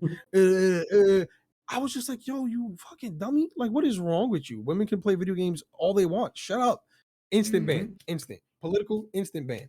You get out of here. Then the only thing I'm really leaning on is I understand some people have bad days, bad mental health days, like you explained earlier. And I do want to make people comfortable with sharing their experiences. But if your initial thing is to come into my chat and say, "Oh man, I'm so sad. This is that happened today," right? Granted, I understand you want to let it out. Yeah. But to me, a lot of that stuff should be saved for private talks. You can always reach out to me personally, and I will have conversations with you, no problem. But if I'm in the middle of something on my stream and you come in like, "Yo, both my dogs died today, bro," it's like, what am I supposed to do with that information? Now we're all sad, and now the mood of the entire stream is dead. Yeah. Because you talking. I don't want to know that your dogs died, bro. I'm sorry. Don't bring that energy in. Like, I'll be lenient. I'm not gonna ban you or nothing, but I'll be like, "Oh, that's crazy," and then I'll have to move on because now I gotta, you know what I'm saying? I gotta keep the show rolling because I just started 30 minutes ago. I still got 2.5 hours to keep the stream going, and I'm not trying to talk about right. I'm not trying to talk about dead dogs for the next 2.5 hours, bro. You feel me? And if you're in the community, you know where to reach me, right? You have all my outlets. You have my Instagram. You have my Twitter. You have my Discord. You have all that. Hit me up there if you want to talk to me about it. Please, I beg of you. Don't bring that to the stream. You know, this is it's hard work that we got to put in. We're trying to create content and well, good content, and you know, not that we're necessarily putting up like a front or anything, but it's like, Johnny. yo, I gotta work for 3 hours. You know how hard it is to be entertaining for 3 hours, bro? That shit ain't easy. And then you're gonna come in off rip and just be like, "Yo, you can't do that to me. Don't do it." You know what I'm saying? I agree. So like, a lot of people know the incident with the tornado that happened to me almost a year ago. I quit going to streams because I noticed I was doing that. Like people like, "Hey man, how your day been?" Shit, I'd be doing a lot better if it wasn't for this goddamn tornado. And like I would say it, and like in my head I'm typing it out, and then like I would realize like what I'm doing. I'm like, bro, I'm bringing down their streams. I'm bringing down their energy. It's like almost the entire time. Like I stayed away from Twitch. I would if I was on Twitch, I would literally pull you up on my phone and walk the fuck away from my phone, just because like I knew somebody, because that's the first thing we ask everybody to come. "Hey man, how you doing? You have a good day?" And it's like, shit, no. My day's fucking ruined because I can't be in my house. And like that's the thought process that comes into my head. I'm like, shit, I'm gonna just tell them because I had a shit day. And then like I would say something about it, and then I'll be like, "Bro, they don't give a fuck about this damn tornado that hit me. It's just I don't want to bring their energy down, because like you said, this is a job." And it's really hard to bounce back from somebody saying some negative shit in your chat, and then trying to bounce back and being entertaining and try to bring the mood back up. Like that'll make a motherfucker, like somebody coming back, "Man, I proposed to my old lady. She said no." Like, how the fuck am I supposed to come back and be like, "Yeah, how am I supposed to talk about that?" Man, isn't that all our worst nightmare? Like, because like I try to find the comedy in everything. I'm like, "Damn, did you hit that bitch with a Hadouken on the way up?" It's just an uppercut from beneath. Hey, hold that. With the Mortal Kombat finisher over here, goddamn. Just RKO her real quick. Yeah, it's just one of those, like, I get where that's coming from. Like, you want to escape mentally, let it out there, but at the same time, right. And it's not, the thing is too, I don't want to make it seem like I don't care, right? Yeah, I do care about, I have empathy for everybody, right? I always try to do my best to understand somebody's situation, whether I went through it or not. And then I always want to be able to listen to people, right? But it's hard to do that when it's through text. So you're typing it out. It's like, damn, I don't know what kind of reaction you expected me to give you, but it's not easy to get through that, right? So even for me, like I've had situations where on stream, like I've cried. Like I put out the YouTube video about it with the music. I was still going over my music industry life and kind of stuff like that. And on stream, it got heavy. And that sometimes that happens. And I always apologize. I give people warning. I'm like, yo, trigger warning. I might start crying. If you're Yeah. not here to cry, you might want to go. I ain't gonna lie to you. I saw the clip on TikTok, and then I was like, I gotta watch this video. So I went back and watched it, and like I felt that. I was like, hey, bro, I've been right there crying with you. I ain't gonna lie to you. Right. And it was a genuine thing. It wasn't like Yeah. a thing I planned automatically that I was gonna just do that and dump everything on the chat. It was just like, yo, listen, this to me is going to be like a little bit of a therapy session. I'm going over something from my past and I'm going to explain in detail so you guys understand, but just know that shit still hits me. So if I get emotional, I'm sorry. Right. And there's been a couple times where a random conversation pops up where there's one thing that I do as a streamer sometimes, depending on the game I'm playing, I try to get about 3 questions lined up, right? Random questions. Like let's say I'm playing Call of Duty with the homies. We did it. I'm gonna mention this conversation. Wes knows the conversation I'm talking about, where we were playing Call of Duty, but I came up with a couple questions. I always try to do like at least 2 to 3 questions where like, sometimes it gets a little dead, right? Like you're playing the game and it gets a little quiet, nobody's talking at the moment, whatever. Throw out this question, try to do a conversation starter, right? I'll have those in the little bread basket.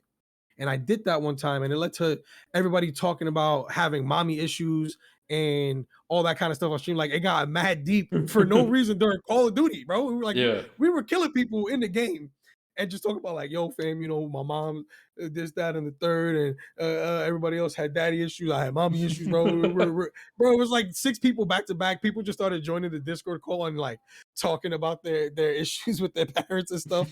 But that stuff happens, and I'm okay with that. Like if it's part of the moment, sure. But to randomly do that, I recommend just reaching out to me privately so we can have that conversation between, me and you. I agree. I think when it comes to, if I initiate the conversation that's going to turn the mood more heavy, like you said, or more towards that side of things, okay, it's fine to talk about it. But also, if I'm not, if I'm having a super positive day, I'm in here enjoying my life, having a good time with everybody. It's really hard to change the mood to something as serious as that, because literally all you gotta do is be like, hey, bro, shoot you a message. You can talk about it after. My DMs are open on every platform I have. Literally everything that is attached to my name, DMs are open. And if you ever just have a day where you're just like, look, bro, I just need somebody to talk to, I will listen. I will jump on a phone call with you and I'll let you vent every fucking thing out. And I will give you advice to the best of my knowledge. And I will always end that with, that's just what I would. Just because I don't want you to think that I'm some professional, and then you go take do my word for it. Yeah, you gonna listen to what I say, and then get you in the worst area, and then I'm gonna be like, look, bro, that's just what I was gonna do. You ain't had to do what I did. So it ain't on me. I'm sorry, brother. So I agree. Really do legit be listening. I will lie. I will not lie to you. There's been plenty of times. Literally, I don't even want to name everybody that's done it. And be like, hey, bro, you got a minute? I don't know. That's the bar right there. Yo, it's up to you. You feel me? I'm just letting you know what I would do, but I don't really know. You feel me? Like it may not work, brother. But yeah, like I've noticed that like throughout sometimes like if I don't hear from certain people so long, like I'll reach out. Like I'll shoot them up and be like, hey, yeah, I ain't heard from you. I ain't seen your message or anything. I just want to check in on you. I know. I think I've done that with Jovi a couple times. Like just be like, "Hey, bro, is everything straight?" Because like I want to check in on my friends and people and whatnot. And it's just one of those like, we good? If you got something you want to talk about, hey, bro, I'm here. I'm here. I'm not a licensed therapist, but what I will tell you is I will not charge you for your time about having an event, because especially as being a man, I tell a lot of people this. I was raised as being a man is you don't talk about your feelings. You let that shit bottle up, you push it down, and you just push forward. But that's not the most healthy way to do it. So like sometimes you gotta blow up. You gotta let that shit out. And I don't mind being that ear. Even if you're talking shit about me, I don't care. It don't bother me. I promise you. I had somebody come in here and tell me I look like ZZ Flop. You think I'm gonna give a fuck that you tell me I look retarded? Swear to God, I really had somebody. Oh my Somebody god. came from TikTok. I roasted this Oh. dude on TikTok. Said that he looked like the Clover Valley version of Doctor Strange, and him and his homeboys joined the Discord just to talk shit, and then left. And like, it's really hard to get a good original redhead joke. Yeah. I've heard every fucking one of them in the book. And he came in and he was like, "You look like ZZ Flop, bitch," and then left the Discord. And like, I wasn't even mad that he said it. I was I was more like, like, damn, I never heard that shit. I was like, I wanted to give him props. So I went down the rabbit hole. So I went to the TikTok. I went to the dude that I stitched. He had a Discord in his bio. The dude who commented on my Discord or in my stuff didn't have one. So I went back to him, found him, joined his Discord, saw a dude was in there. I was like, "Look, bro, hey, you ain't have to run away from me. I wasn't even gonna say shit back. I was just Right. gonna let you know. Props to you. That was a good one." I got instantly banned from that Discord. Oh my god. I didn't That's even say nuts. anything. I'm still kind of salty about that. I, all right, let me move on to the next question. Do it. This is a two-part question. It's a left and a right basically. What do you find to be the hardest part about streaming? And then the flop that is, what do you think is the easiest part? Uh the hardest part is there's two. There's two for me. Hardest part is being active with other streamers um and really stepping up to be in their chats, be in their discords and all that kind of stuff. That's really hard for me because at least for now, where I'm at in life, where I literally just got up and moved Mm-hmm. to set up in a new place. I'm not working an actual like job because I'm not out here for that long. So it's like, how comfortable can I get here? Yeah. Type of thing mentality for me. So it's really hard for me to adjust and really network properly the way I want to because I don't want to just pop in from time to time and not be genuine about me building a friendship with you. You know what I Yeah. mean? That's the last thing I want to do. So that's really hard for me. And then the editing is very difficult. I've been on a little bit of a tear lately. On Yo, getting a lot of edits be clips. cracking me I've the been fuck up. I've been trying to get a lot of edits done in a row, spending hours upon hours just getting everything done and figuring out my style, right? Mm-hmm. Um, so that's been really difficult because I'm not an expert when it comes to using these things. And I'm just learning little by little from YouTube videos and asking around and doing doing the stuff myself. So between those two, those are the hardest parts for me. And then, like I said earlier, the easiest part is the actual going live and thinking of ideas, right? The executing them is not easy, but thinking of the I idea and agree writing with it that. down and putting it into motion, right? I love doing that. That's the easiest part for me. Oh, like I come up with things that was the execution perfect? No. I did the Flight Simulator Friday thing. I had a That lot of shit fun with was the Flight funny Simulator as Friday thing. hell. I bought the whole costume, the whole getup, everything, right? I planned that months in advance and executed to the best of my abilities. Was it easy? No. It only lasted like 3 weeks because it's hard to really get more content out of that when I don't really know what I'm doing and I'm limited to my internet at the time.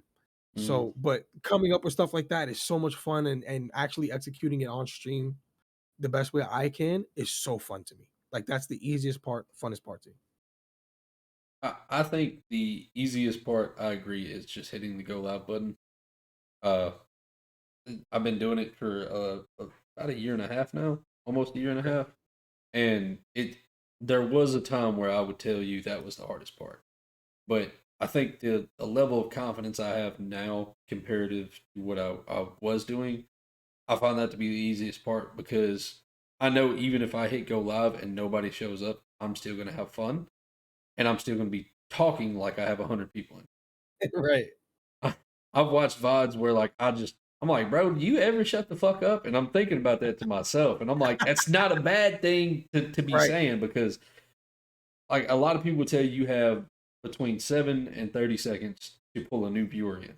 When a new Yep. person clicks on your stream, if you're dead silent for 7 to 10 seconds, they're 9 times out of 10, all right, well, I'm fucking gone. That's Yeah. understandable. A lot of people are that way. So like I've focused and really worked on trying to get to where I just don't shut up. And I think that's a big thing that does help bring people in. Whether it keeps them, maybe not. But Right. it definitely can inspire somebody to be like, all right, I'm gonna hit that follow button. I'm gonna see more what this guy's about. I think that's the easier part now. I do think the hardest part is the back end of Twitch, the overlays, the executing the new ideas and stuff. Because you can ask Johnny and West. I have some crazy fucking ideas that would be amazing, but I am too technologically dumb to actually make it a thing. And like I'll be like, look, bro, how can we do this? And they'll be like, damn, that's a really good idea. Now they might just be saying that just to make my confidence out there. It could be really fucking stupid. I'm not 100% sure just yet. But I'll be like, bro, how do I do this? And then they're like, well, I think we can do this. And then they'll be like, hey, listen, this shit just ain't gonna work. But yeah, like I have a list on my phone of stuff. Like I'll be at Like work. ideas.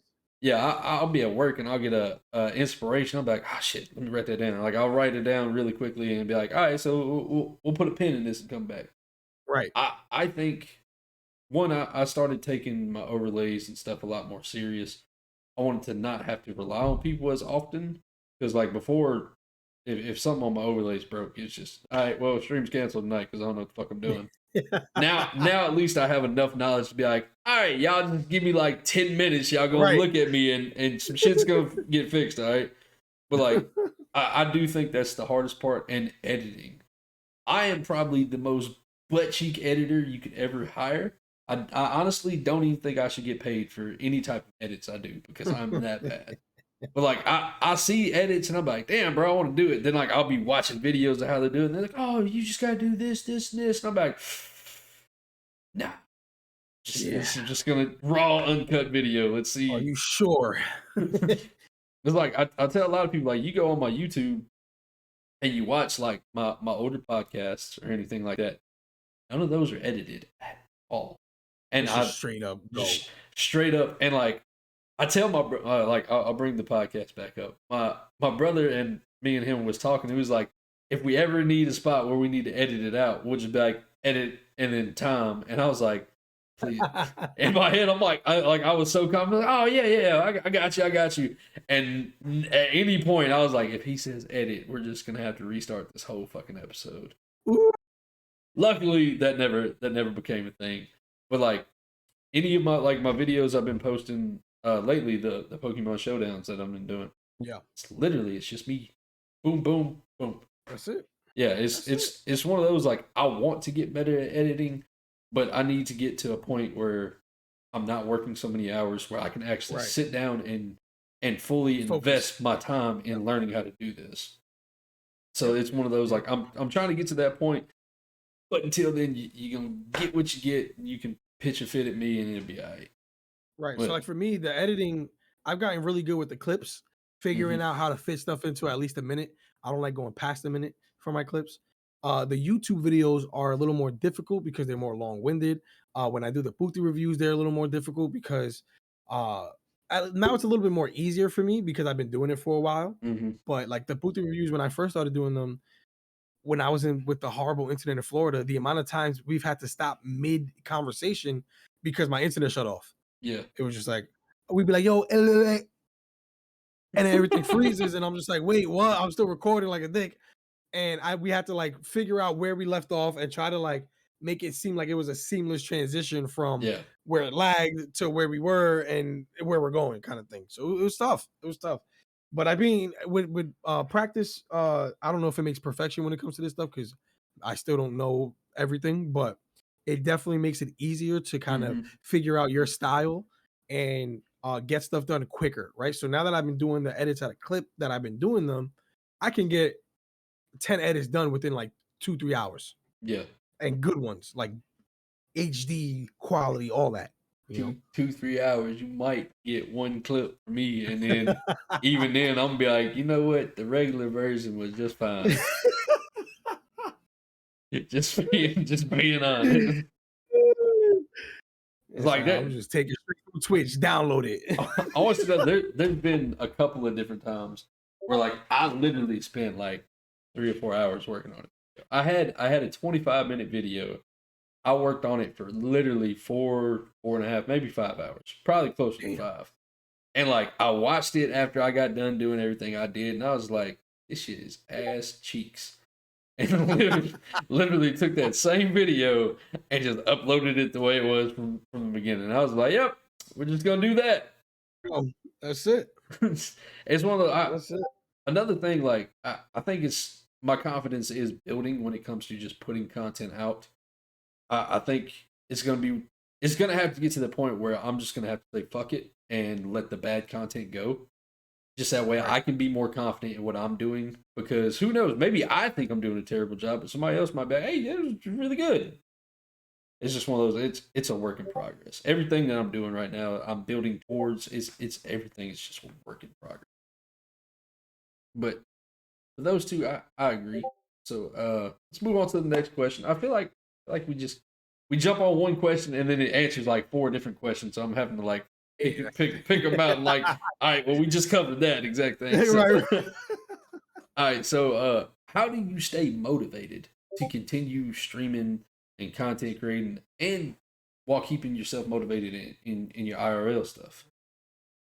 So for me, the motivation right now, I think I get motivated by watching my friends um be successful, right? So I got 2 people that I knew in real life that started streaming later than me, but are probably doing way better than I am right now. And a lot of people would be upset about that. I'm not. I think it's great. I think they found their niche, their community, Mm-hmm. and I'm happy for them. So like one of my friends, um, her name is Blinksy. I'm not gonna obviously put her real name out there. Yeah. She started off streaming Call of Duty and Fortnite and all this kind of stuff like that. And then she found her game. She found Stardew Valley, and she's been streaming that ever since.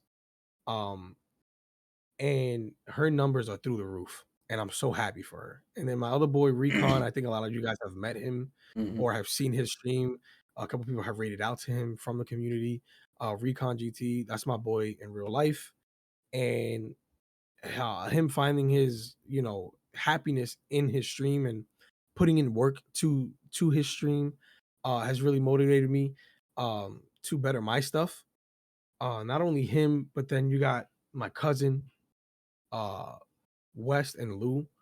Um, I think we've created a nice group of 4 guys who take this seriously and bounce ideas off of each other Mm-hmm. and keep each other kind of grounded. Because if it wasn't for them 3, I probably would have quit recently. When I was having my computer issues, I had just moved, my money was tight.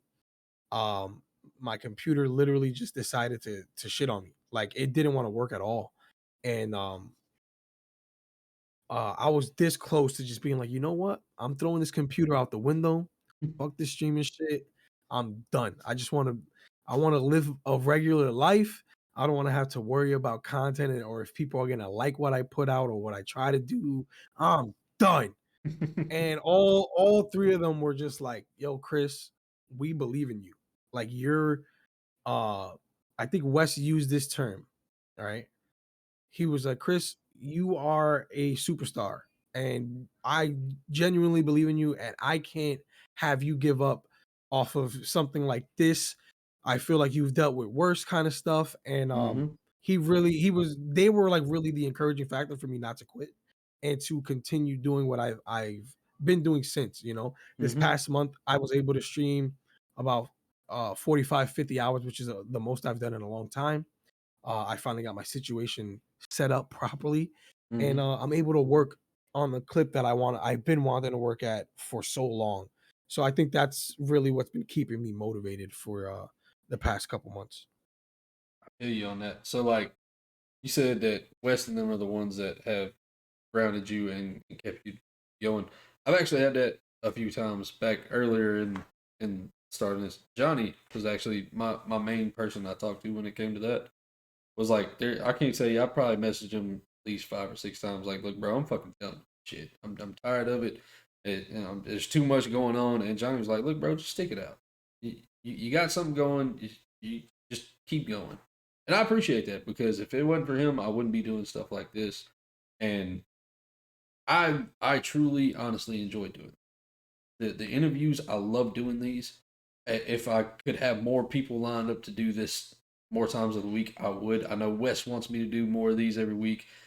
Right now, just keeping them on the Mondays, it works out best for me to be able to still put out other like gaming content, so I can still enjoy doing other things that I love doing. But like, there's been people that just in general, like I'm having really, really shitty weeks or even months at this, and I'm just like, look, I'm fucking done. I don't want to do this. Like you said, I want to go back to being my normal life. I don't want to worry about this. But then like the rewards that come from Twitch is just one of those that like it doesn't always reward you, but when it does, it makes you feel so nice when you get that.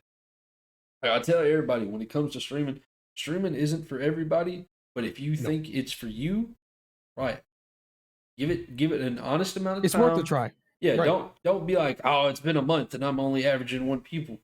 Bro, you know how fucking hard it is to get people actively to come back to your streams?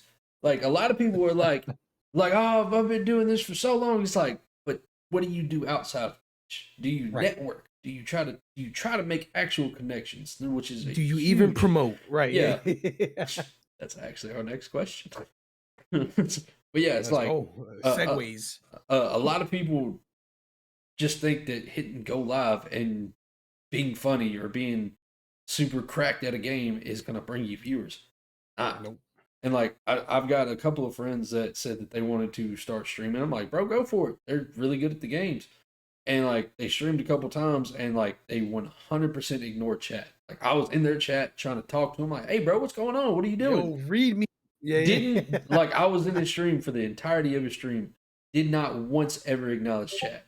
And I called him afterwards. I was like, bro, what are you doing? He was like, what? I was like, bro, I was talking to you for like an hour and you didn't say shit. Right. And he was like, oh, I didn't even know. I was like, bro, people want to be talked to. Like if you come in here and you just ignoring everybody, nobody's gonna support you. And I mean, it's a shitty thing to say, but it's true.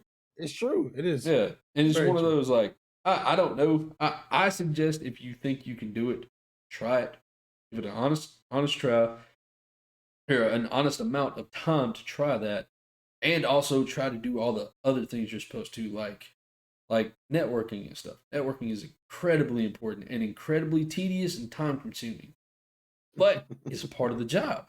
Have to do it. So I don't know. It's one of those like having somebody to motivate you and tell you that you're doing good enough to not quit is a big morale booster when you're having your bad days. 100%. And I think the thing that's kept me motivated as of late is just the sheer amount of enjoyment I get out of what I'm doing. I think that's what's keeping me the most motivated is the fact that I go to work and I'm just like today, I'm like, I went to work, I was like, shit, I got stream tonight. Interview. I got something good coming tonight. I'm gonna have a lot of fun. And then like on my other nights when I'm streaming, that's the only thing going through my head the whole day is like, shit, 7 o'clock, need to hurry up and get here. Cause like there's times when I get home, I want to go live as soon as I get home. But I have other responsibilities with my son and my wife and stuff. I have to be able to set it in my head. This is what time I have to do it. That is honestly my biggest motivator. And having my wife be as supportive of this as she is such a big factor. A lot of people don't understand is having a significant other that will like, okay, this is your time. You're working. This is your job. Right. And that is a huge confidence booster because I've seen some people that are streaming and their wife is in camera with them yelling at them like, this is all you ever do, blah, blah, blah. It's like, that can't be good for your mentality of trying to make this a job. So it's just, I agree. All of those factors are the biggest motivators in my opinion. All right, so moving on to the next question. Oh my God, I hate when people show up to the stream. Yellows. All right, so moving on. How do you promote your channel or your content? So I'm trying to figure out new ways to promote as well, but I think having content out, consistent content, putting consistent content out is a good way to promo. I think posting when you're live is a great way to promo. Mm-hmm.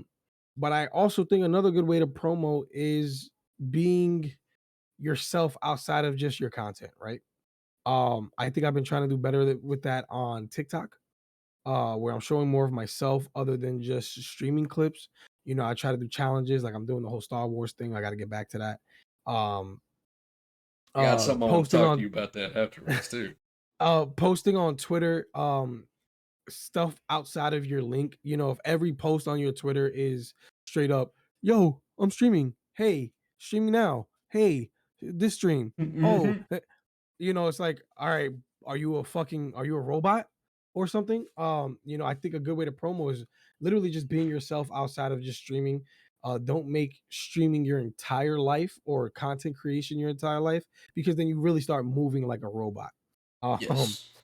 that's a great way to promote it. I think networking is another great way to promo your stuff, being in other people's streams, being in other people's discords.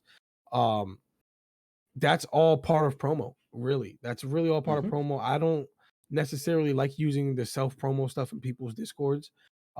If people are going to check me out from your discord, it'll be because I'm active in there and they're like, oh, this guy CG is kind of funny, let me go check him out.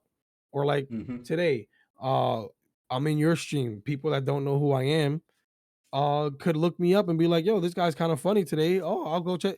Like, to me, that's all promo. All this kind of stuff is promo. Networking, doing uh co-op stuff with other people, uh co-streaming with other people. That's all, to me, that's all promo, right? Because at the end of the day, your stream, you are technically a business, right? You're the mascot. This face right here that I have, it may be a 7, right, overall, but this is the bread and butter right here. So I Yeah. got to make sure that my face is somewhere on every platform, right? I got to be somewhere. I got to promo myself. The Mellamoceegee is my business, right? So that's to me is how I promo. And So I'm doing better with getting stuff like recently I'm starting to learning how to make flyers for certain events, yeah, you know. I need to learn how to Um do that. I've been wanting to do that. yeah, so like I'm learning how to use Photoshop for certain things and put things together, like, oh, this at this time, be there, be like I got this weekend, the pummel party thing is coming up, where I tell people, yo, bring your own drinks. Let's get drunk on stream and play some pummel party and be idiots. You know what I'm saying? Um, so I think learning new ways to promo is always a good idea, but always just be active and have something for people to find, right? Mm-hmm. Because you never know when one of your clips could bang, right? Let's say on TikTok, you never know. One of your videos, like an older video, could hit the For You page from like a month ago. You get a million something views, then people start coming to check out your stuff, but you only have 3 videos. Mm-hmm. How about having a bunch of videos for them and just, oh, I'm gonna just keep scrolling. I like Swipe, this guy. He's swipe. cool. You That's know? what I I think having content, whether you think it's good or bad, is a good thing. And I know Johnny probably gonna say something to me about this because also, by the way, thank you for the shout out. I was honestly about to tell you to do that, but Johnny has recently said that just blasting the same content on every platform, he he's trying to get away from that. He's trying to make designated content for YouTube, designated content for TikTok, Right. and all that. I agree, but at the same time, I'm going to disagree. I do think being able to do that is very important. Having designated clips and stuff for certain platforms, I think that is important. I'm not going to Yeah. disagree with him on that. But also, I don't have the time to designate to that. So I'm going to blast my content on all my socials. That is what I'm going to do. Right. It's it's just how I'm going to network, or not network, but put myself out there. Right. Because, Like like you I said, would say, you never know what clip is going to be the one that does boom. that. And I would say, I think it's okay to put the same clip on all the platforms because they hit differently, right? So recently, Mm-hmm. like I said, I've been posting at a crazy clip. So one clip would go crazy on TikTok, then another clip would go crazy on Instagram Reels, then another clip would go crazy on YouTube Shorts. But that same clip did shit on the other platform, but it's fine. They're all over the place, right? Mm-hmm. But then I do also think you should have designated stuff to designated things, right? So, like for Yes. Facebook, I post stupid statuses.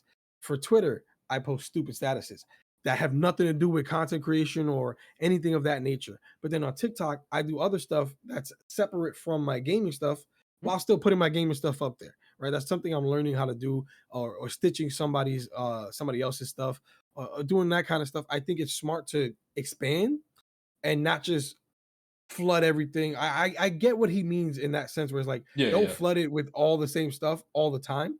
Try something different for different platforms, which makes sense. It makes 100% sense. I promise you. Yeah. But yeah. So like that's one of the reasons I do stitches and stuff on TikTok. Mm-hmm. Now, I always worry about offending people because cancel culture is a real thing, and I know I'm nowhere near any of their radars. But like, there be some things that, like, I know I can clip, and I know in my head will be funny, but then like I'll be like, somebody's gonna get pissed off at me, Right. and it's just one of those like. So I think there's a fine line between having fun and joking, and then just saying, fuck it, I'm gonna let it go. I haven't reached fuck it, I'm gonna let it go. I do try to keep most of my jokes pretty tame when it comes to like joking on TikTok and stuff, just because at the end of the day, I don't want people to think I'm bullying somebody because I'm making jokes on them. It's not the case of that. It's just one of those that, like, if I ever stitch like one of your videos and I'm making fun of you by any chance, Right. it's not personal. It's literally just in the art of comedy. It's a joke. Yeah, I find comedy in everything. Now, me and you, we know each other, so you be like, oh yeah, he's just playing. But like, if me and Kainsey, I do bully you, and that's because you literally look like a number 2 pencil. Okay, literally. But Kainsey also bullies me, so it's all right. He's really shitty at it, but he does do it. But like, it's one of those. I want people that do come to my channel to understand. Like, I might joke on you, but it's never personal. It's never serious. It's just one of those. Like, I'm doing like, it. I don't actually have beef with you, or yeah, think, I don't hate you. I'm you. just gonna say some shit that's gonna be funny, and maybe I'm the only one that thinks it's funny. It is what it is. All right, so we are running down. I think we only got a couple questions left. How important is organization to you as a streamer and as a person? I'm always for organization. I'm a very organized person in my personal life. I like knowing when things are happening, how things are happening, how is it going to run. Obviously, you can't plan everything perfectly, but at least to have something in the vicinity helps. So like I said, I do certain things when it comes to streaming.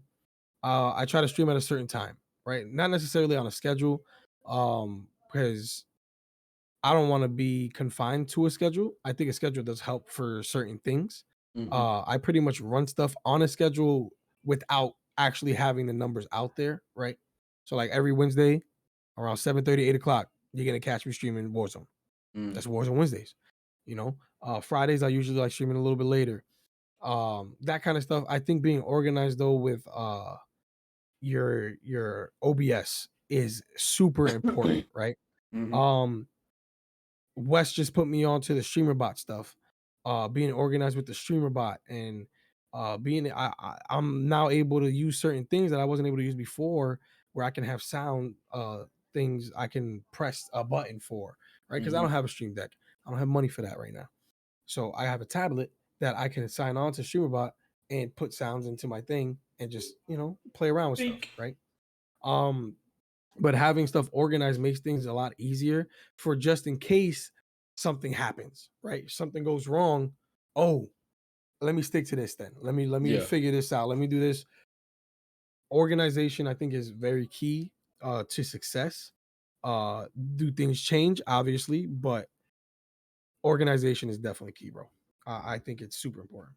I agree. I am very organized in the sense of like these interviews, for instance. I'm very organized with it because I'm trying to take this as seriously as possible. I'm trying to be a professional when it comes to this. That's one of the reasons. Like, you see the little growths, the little changes every month or every week, and like the interviews. I have interviews lined up for all the way through the end of this month, and I started asking people at the beginning of last month. Like, I had 2 months ahead.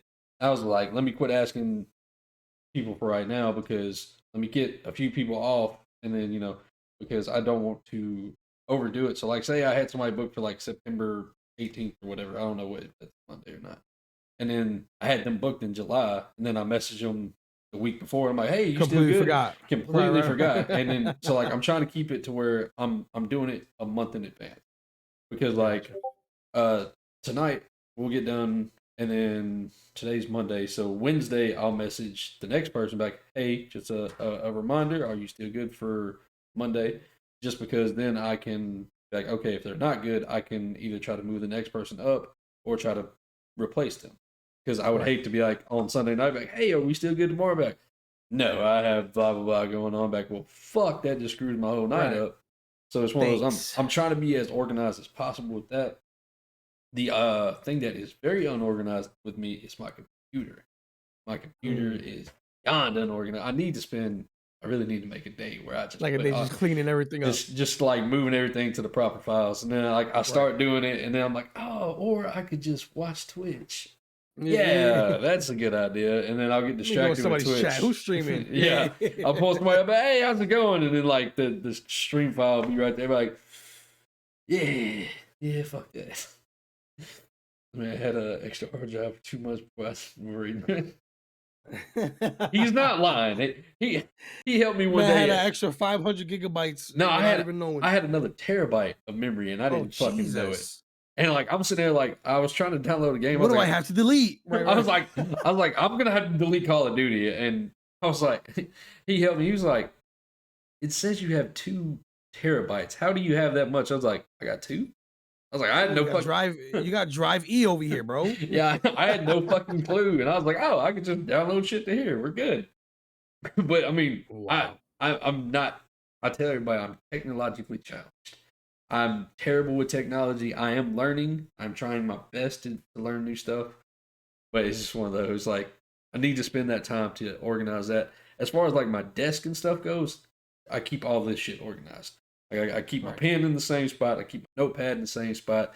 I keep all my shit in the same spot. That way, if something's going on back, it's right the fuck here. I know it. So like I have areas for my Switch and stuff, my controllers, all of this is in one area, which is gonna end up having to get moved because my son is getting taller and taller and he's able to reach all my shit. He literally took off of my PlayStation 5 controller the other day. Like I was in the living room just chilling and he just came in there with my purple controller. I was like, what the fuck are you doing? And he was just, eh? But yeah, I agree. I think organization is very, very important. Yeah. All right, so what is one piece of information that you've learned over the past year of streaming that has helped you improve on everything that you've got going? One thing of information. Oh, let me see. Because I've learned a lot in the past year. Yeah. Okay. It could just be like a piece of advice that's just stuck with you. I gotta think now. You know what I'm saying? Oh, Scoot's in the building. Yeah. Oh, Scoot, what's up? Let me see. One piece of advice. Take your time. Take your time. Don't rush anything. Do what you can on your clock, right? Um, Putting the pressure of somebody else's time on you is just not the right thing to do. So I've learned how to move at my own pace and figure out how to do things properly for me, right? Yeah. Whether people are going to like it or not, we talked about that earlier. As long as I know that I did it to the best of my ability and took my time with it, I'm happy with it. I'm happy with it. I So agree. take your time. Don't rush things. Um, I think somebody who took that to heart was my cousin. He took his time. He had to take a break and deal with life, whether it be with streaming or with life. Like, take care of your stuff. If you're not ready, don't force it because it's not going to be good. All right. So take your time It's very and do what you got noticeable to when you're do. forcing things. Right. Take care of your business in all aspects, not just streaming. Boom. That's an answer. I think one of the biggest pieces of advice that I've gotten that's help my overall approval, don't give up. I like I said earlier, I've been on the edge about quitting multiple times, and just having somebody say like something's going good, don't give up. It's it's that little bit that will change your perspective on things. So I that's one of the reasons I'm as positive as I am. Like you read the messages I send in the morning, I try to Yep. be very positive because you never know what that person is going through throughout the day that reads it. Now, whether they comment or message back, that's irrelevant. You could be having the shittiest day in the world and see like, hey man, really said he believes in me. I'm gonna keep going just because of that. And you really never know if that's the thing that keeps somebody going throughout the day. Yeah. So I will tell everybody I believe in you, and I really do. I do think everybody has something to offer when it comes to streaming, or even if it's just offering in some type of friendship. Like Yeah. Miyamo, I really think you have something special. I really think that you are gonna make it big time in this. I really do. I enjoy your content. I enjoy everything that you do. And I tell everybody like with Warzone shit, I don't like watching people play Warzone just because it's the same thing every time. You bring an interesting factor to when you're watching it, especially when you're playing with Luke, because you roast the fuck out of him the whole time, and Oh, it's great. it's hilarious. It's great. Y'all's dynamic when it comes to that is fucking comedic gold. It's like, You know what it is too though with me and Lou, I think it's because me and him have been working together for so long now yeah, that it just comes like second nature, and we don't take any of it personal because we know we're literally joking. We do this offline, online, yeah. whenever we're together. It's just let's troll, let's have some fun, It's and like it's the fun to clip you watch. posted. I think it was like 2 days ago. When you like, Luke, what the fuck? You jump down, and he jumped down, and he's like, no, I said jump, and he jumped off the fucking map. And I was like, bro, what the fuck is this? Hilarious. It's And like, then yo, you're an idiot. What are you doing, bro? the alphabet clip, bro. When I tell you that shit had me completely weak for a solid like hour laughing Dude, at that because you know shit. what it is with when that came up, right? I saw the video randomly. I don't even know how I found the alphabet video, but the minute I saw it, I was just like, "Oh, I'm trolling Lou. He can't read for shit. Let's do it." So I didn't even tell him I was doing that, and he ended up showing up right on time when I started playing the song. I was like, thinking, it was perfect. It was perfect. It's just like the little bits like that is what makes it over the top. That's why like when you're streaming Warzone, I'm like, I know if I come here, I'm gonna have a good time laughing. I know Mm, it's not just gonna be you going crazy on Call of Duty, getting a high kill game or something like that. I know it's gonna be something extra. And I don't hate going. I don't not go to people streaming if they're streaming Call of Duty or Apex or right, stuff. I do still show up and show love because if that's the game that you want to play, I'm not. Who am I to tell you not to play the shit? right, But right, right, right. it's one of those. I'm still going to come and hang out, but it's one of those. I'm more likely to just lurk if you're Right. playing Apex or Call of Duty or something. And it's nothing personal. I promise it's not. It's just it's hard to enjoy watching Call of Duty. Right, because here's the thing too, especially with Call of Duty is such a big game, right? Yes. So if you want to watch for gameplay, you got all the pros for that. I'm not gonna watch somebody else when I can watch somebody like Swag or Aiden, who I know can get the entertaining 20 kill, 30 kill games, no Mm-hmm. problem, Yeah. right? Me, I know I'm not that good of a player. I'm probably average, a little bit above average at most. I have Mm-hmm. my games where I pop off. Good luck. But I love that you mentioned that because I was like, I wanted to bring that different dynamic where it's like Mm-hmm. you can watch us and have a good time, even if we suck the whole night. Like there's been nights where we've stunk it up, straight up, barely any kills, barely anything, and we still have fun because that's just what I want to do. I want to have fun with whatever I'm playing. That's it. That's all. All right. Let's jump on to the next question. Just do it. What is, to this date, your greatest achievement when it comes to streaming? Mm. My greatest achievement when it comes to streaming, I'm gonna say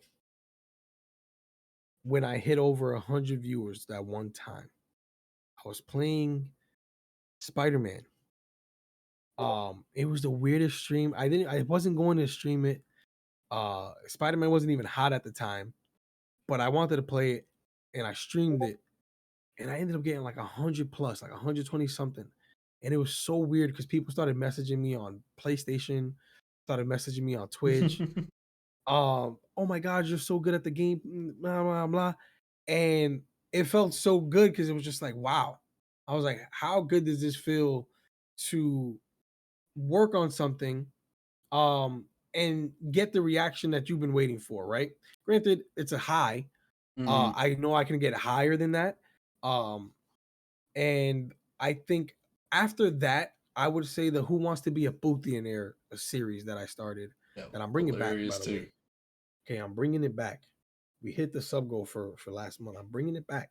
Um, I think creating stuff like that is probably my biggest achievement. I think game shows are still very entertaining to watch, and taking somebody else's thing and kind of remix it into my own and making it entertaining for people to not only watch but to be a part of Mhm. is a huge achievement for me because that's what I really want to build the community off of. Let's have a good time together, whether you're involved directly or you're in the chat watching and like screaming at your screen, like, yo, you're an idiot. What are you doing? You know, because I feel like we miss that as a society. Like, when's the last time you really sat and screamed at your TV? Right? When's the last time you're like, yo, what is wrong with you? You're crazy. We don't do I that no more. I I want could to bring that I could back probably to say life I do that through when streaming. watching anime when they do some dumb shit in anime. Right, right. But it's rare. It's never like Yeah, a live thing where it's like a bunch of people watching at the same time as you watching by yourself having a reaction, which is fine. yeah. But to have 10, 20 people, 30 people watching at the same time having the same reaction is amazing. And that's what I wanted to bring back where it's like, yo, game shows, baby. Good Yeah. game shows. And hosting it in my own way where I make it very New York and like, you know what I'm saying? I bring the accent out. I'm being myself. Yeah. So it's fun, you know? So I'll tell everybody, I've told this multiple times now. My greatest achievement is there's a dude I work with who was streaming and he just never got any he never made any real connections with people. He never he never kept it going, like reaching out trying to catch traction. And he gave up on streaming. He did, and I feel like the story's gonna get old, but I'm gonna tell it every time. But when I first started streaming, I used to send my link to literally everybody on my friends list on Facebook. I would Mm, just boom, boom, boom, like I'd hit one and just hit send on everybody, just trying to make it, to right. like get one or two people in there. And he was one I ended up sending it to, and he's a big lurker. He was lurking there and whatnot, and he popped up one day after I did my 1 year anniversary on here, and I got really emotional at the end of my stream. I was fighting tears. I almost had them falling, but I was fighting them really bad. And he told me the very next day at work, he said the amount of love and passion you have for this made him want to start streaming again, and he has started streaming Mm, again. And I hearing that, because like I do stuff like this, I don't think I have any real effect on anybody, and I don't know if that's just if all people feel that way, like when they're streaming and whatnot, or if it's if it might just be a me thing. I don't think I have a real true effect on anybody for my stream, and just to have people like that message me, or him, it was face to face, and I'll tell you, I almost cried in front of him. It took everything in me not to be crying at work, but like it's just one of those, like, knowing I impacted somebody that much to chase after their dream again. right. It felt so fucking amazing, and I don't know if that feeling's gonna get top. I really don't. Mm, And I've had a lot of people message me saying that, like, with these interviews, like, man, you're doing a great job. I really like these are really good. Like, those little bit of like little small messages mean the absolute fucking world.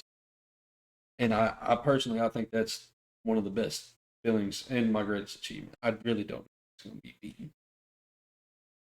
All I can right, understand that. That's a good one. That's a good one right there. all I right. like it.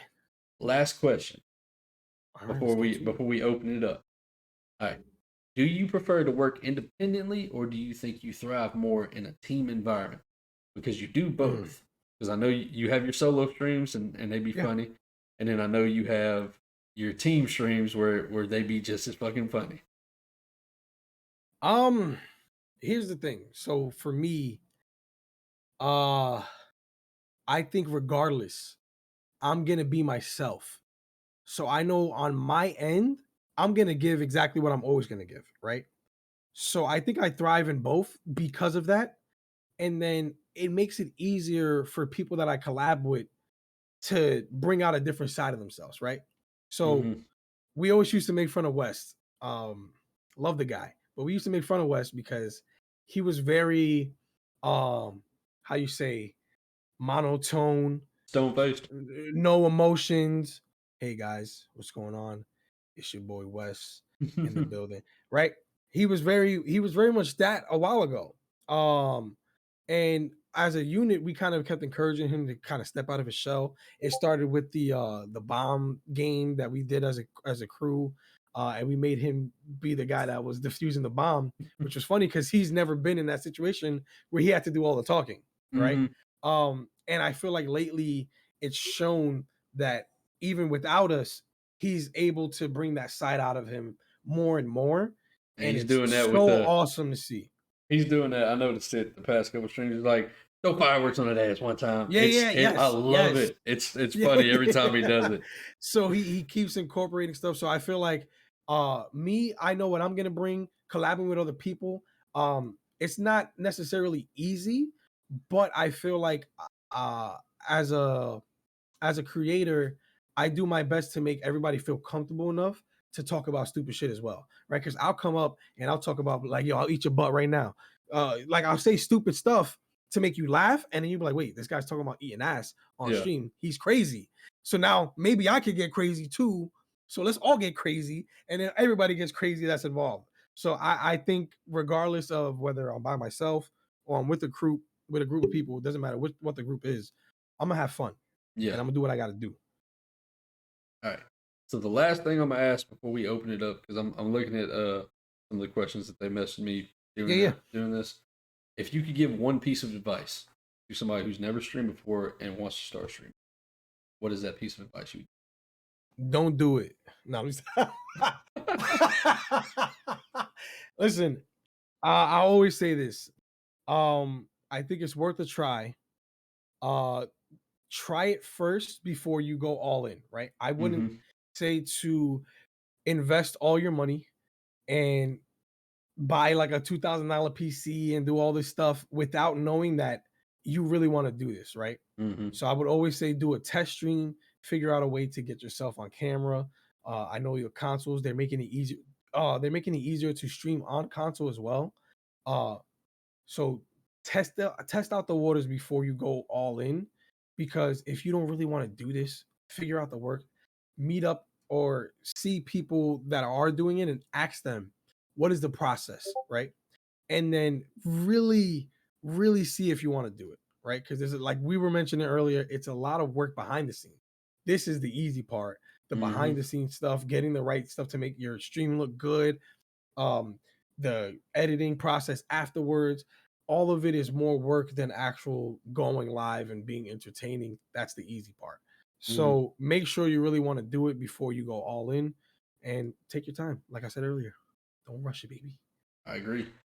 I can perfectly agree with that. All right, so first question is from Mr. Kainsey West. By the way, chat, this is going to be the point where y'all can start opening up and asking questions. If you want to ask specifically one or the other of us, or if you want it to be directed both of us, that's fine as well.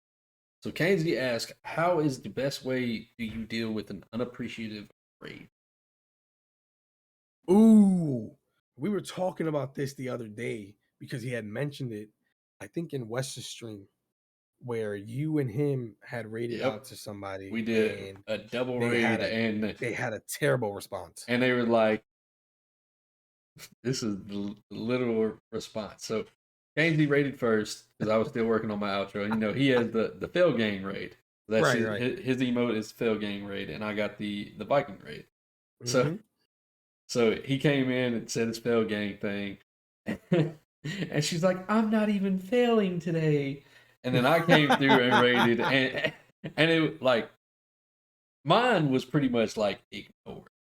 He came in, I think he had 14, 15 people, and I had 9 or 10. Right. So it was a decent sized double raid. Which, granted, you know, not all raids are going to be appreciative. You got different people that look at them differently, whatever. But like she said, I haven't even failed today, and then that was it. And then I came in with my raid, and she's like, "Thank y'all," and that was the end of it. And it was like, and the thing that I don't want to say it pissed me off because I don't let that shit bother me at all. Right. Is the level of sarcasm that was in her voice when she talked. And again, like I said, I don't let that shit bother me, but it's one of those like, thanks. Really? Right. Yeah, right. it was one of those. It was like, well, fuck, like I didn't need you guys. Thanks for nothing. Yeah, it was like I don't personally.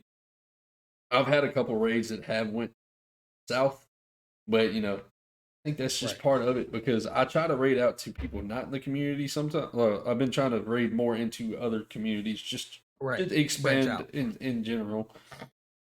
And I don't know. I think that's just a risky run in branching into a new community. That's what I was gonna say. I was like, that's the hard part about raiding to people outside of the community is like you never know what you're gonna get.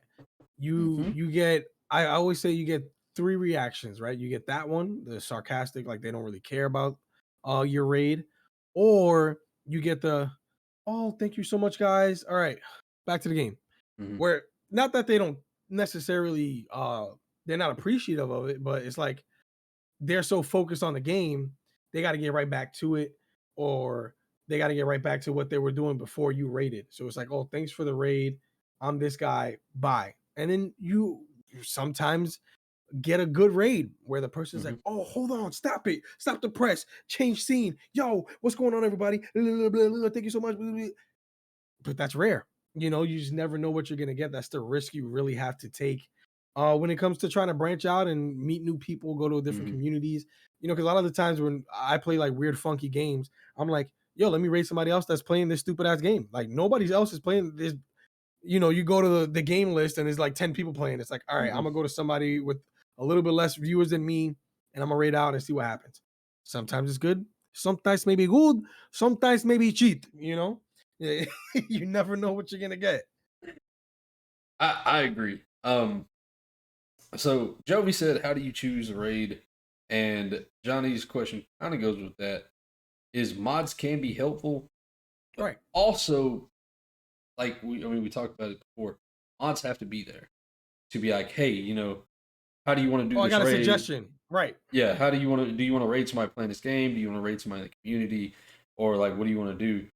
So again, that's just one of those. If your mod's there and they can be that way, yes, I agree with that 100%.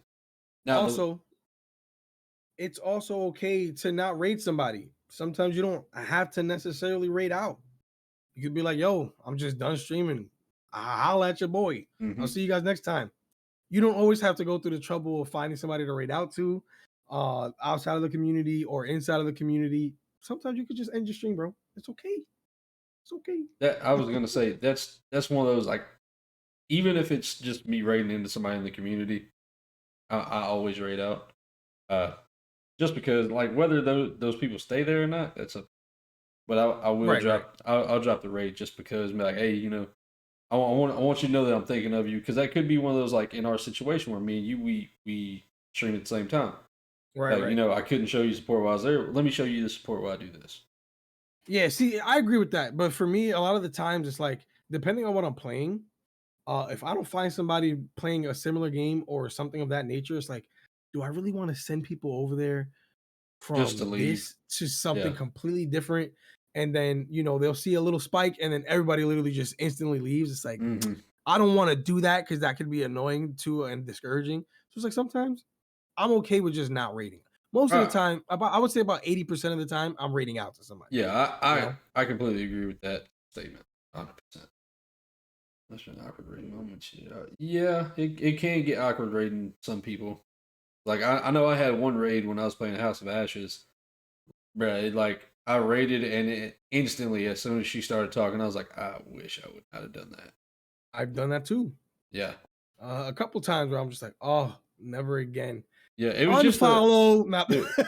it was how vulgar she was. Like, we make our jokes and we say crazy ass shit. But like, she was talking about like meat curtains and shit. Like she made a real bad joke and then just kept talking about it. I was in there for like 20 minutes and she didn't stop. And I'm like, what the fuck is this? But all right, so that's hilarious. Next question. You talking about me? No, Yellows, I'm not talking about you. I promise I'm not. So Johnny asked, what do you think about creating a separate dono section for your mods? That way, instead of, somebody gifting you subs, they can gift or put money towards your mods, and then that money goes directly to your mods. That's not a bad idea. But I think that could come within like a certain level of what your stream is. You know what I mean? Yeah. Like if you're really not getting any donos, what's the point of putting it for your mods if you're not getting much? You think that it would just be kind of a waste of a thing. I think eventually, if you get to that point where you're getting a lot of donos, it'll be a great idea to be like, yo, listen, the mods are working really hard. If you guys want to show them some love, go ahead and you know what I'm saying? There's another donation box for them. Hit them up type of joint. You know what I'm saying? I 100% agree. I think that kind of goes into the conversation we had earlier that to be able to pay y'all, I have to be able to bring money in myself. Right. So Johnny made the point in the message he sent me saying that some of the people he modded for, they would come in and support the mods because they appreciated how much they did. And I think if you get to that point, yes, 100%. But until you get to that point, I don't know if, like you said, that might just be a spot that's not necessarily getting wasted, but getting wasted is the best, is the nicest way of saying that. Right. So the next question actually does come from Johnny as well. He says, how do you handle someone who comes into your streams that are suicidal or majorly depressed regarding what we were talking about trauma dumping earlier? How do you think? See, that one's a little more tough, because it's one thing to trauma dump, and then there's one thing to come in and be like, yo, I'm about to off my shit. Yeah. You know what I'm saying? Like that's a little more serious. It's like, yo, fam, don't kill yourself while I'm streaming. Because now I think that might be even worse to do on the stream. Only because now all I'm gonna think about is if you stop responding in my chat, you just killed yourself. Yeah. Like you just did it on my stream. And I wouldn't recommend doing it. I think if you are feeling suicidal and you come in my chat and say something of that nature, I'd be like, hey, listen, message me, and once stream is over, let's just talk. I'm here for you. I think I'll be a little more gentle than somebody that just came and started trauma dump and everything, because that's a sensitive topic, especially for somebody like myself. I would be a little more gentle and just be like, listen, just reach out to me. Reach out to the mods or something right now. Like if anybody's in here, if you really need somebody to talk to, there's multiple discords that I could send you to, that you could just reach out and talk to people and really, get what you need to get off your chest without doing the extreme of offing yourself, Yeah. So I haven't had somebody come into chat do it, but I have had somebody do that in a Discord. I literally spent like 4.5 hours on the phone with them, just talking them down and convincing them to get the proper help they need. Right. And now me and him are great friends. He doesn't stream anymore. He did give up. He said that was a big thing that was messing with his mentality. Yeah. But me and him are good friends. I check in on him at least once a week, just make sure how he's doing and whatnot. When it comes to streaming, if somebody was to do that while I was streaming, I would probably shut everything down. Not stream wise, but like if he wants to talk on stream, fine. Keep in communication until I can get to the point where me and you can actually have an actual conversation. Or like you said, right. Get one of my mods, be like, hey, can you please talk with him? Just and talk to this person right now, right? And I will be then there once I'm as done, soon as I can. Right, I'll be there as soon as I can. Yeah, like I'll throw the BRB screen on. I'll jump on there and we'll have a conversation and we'll make things work out. Right, because if you feel comfortable enough to share that on my stream with people watching and stuff like that, it has to be serious.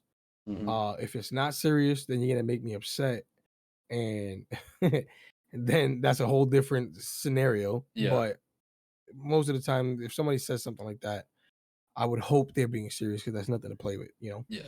And then as far as trauma dumping goes, that's a different situation. Like you said, it's one of those like, depending on the trauma dump, I would probably I would pause what I'm doing on stream. Be like, listen, I'm not saying this isn't the place for that, but Right. please shoot me a message on Discord, shoot me a message on Twitter, shoot me a message, and I promise you, as soon as I turn the stream off, me and you can talk about every bit of it. Yep. I think that's how I would deal with that situation. Then again, I've never been put in that situation, so I can't honestly say that. Balti, that's actually a really great idea. I know somebody had put in my Discord recently, I think it was Hot Wheels, about a new suicide prevention line. Um, I think that also helps putting stuff like that in your Discord. Um, you know, I think it's smart to have resources for those situations. But then again, we never know because those situations are rare that it happens. You know what I Yeah. mean? So it's like, how would we react? I really don't 100% know. I can say it. It's easier said than done, obviously. Yeah. But I think having those resources, having links to certain things, or um, just people at hand ready to just have those conversations with people would be great, you know. So that ends my questions that I've been given. Anybody in the chat right now, if y'all have any questions y'all would like to ask, now is the time to ask those before we start ending it off. Also, Chris, do you have any questions for me? You know what's funny? Any question that I had for you, I think you kind of answered it as we were going along back and forth. So I was thinking of stuff and I was like, oh, wait, well, he just answered that. Okay, got All it. right. Oh, so I'm good to go. I'm good to go. All right. Sounds good. All right. I'm going to give you a shout out really quickly. For the Spanish Poppy? For the Spanish Poppy. What's them digits? Yo, my number is, I can't give that out on stream. If you want my number, hit you with the you know what I'm saying? 555. You can hit the DMs. You can hit, you just follow me on Twitch and send me a Twitch message or whatever. You know what I'm saying? Or follow me on my social medias. I got you. All right, so y'all see his link. I want to say personally from the bottom of my heart, thank you for doing this. I appreciate you coming in Man, thank you for and inviting giving me, brother. everybody more of a insight on you as a person other than just a streamer. I think that's a big thing. But this is where we're gonna end it. We don't have any other questions at the moment. But again, thank Yes, you. I sir. really do appreciate it. If you want to stick around for like another 5 minutes, I'm gonna send you the lyrics to my song, see what you think. Yeah, hell yeah. I'll do it. But until that, Chris, if you'd like to give yourself one more shout out, another little thing for the people right before we go.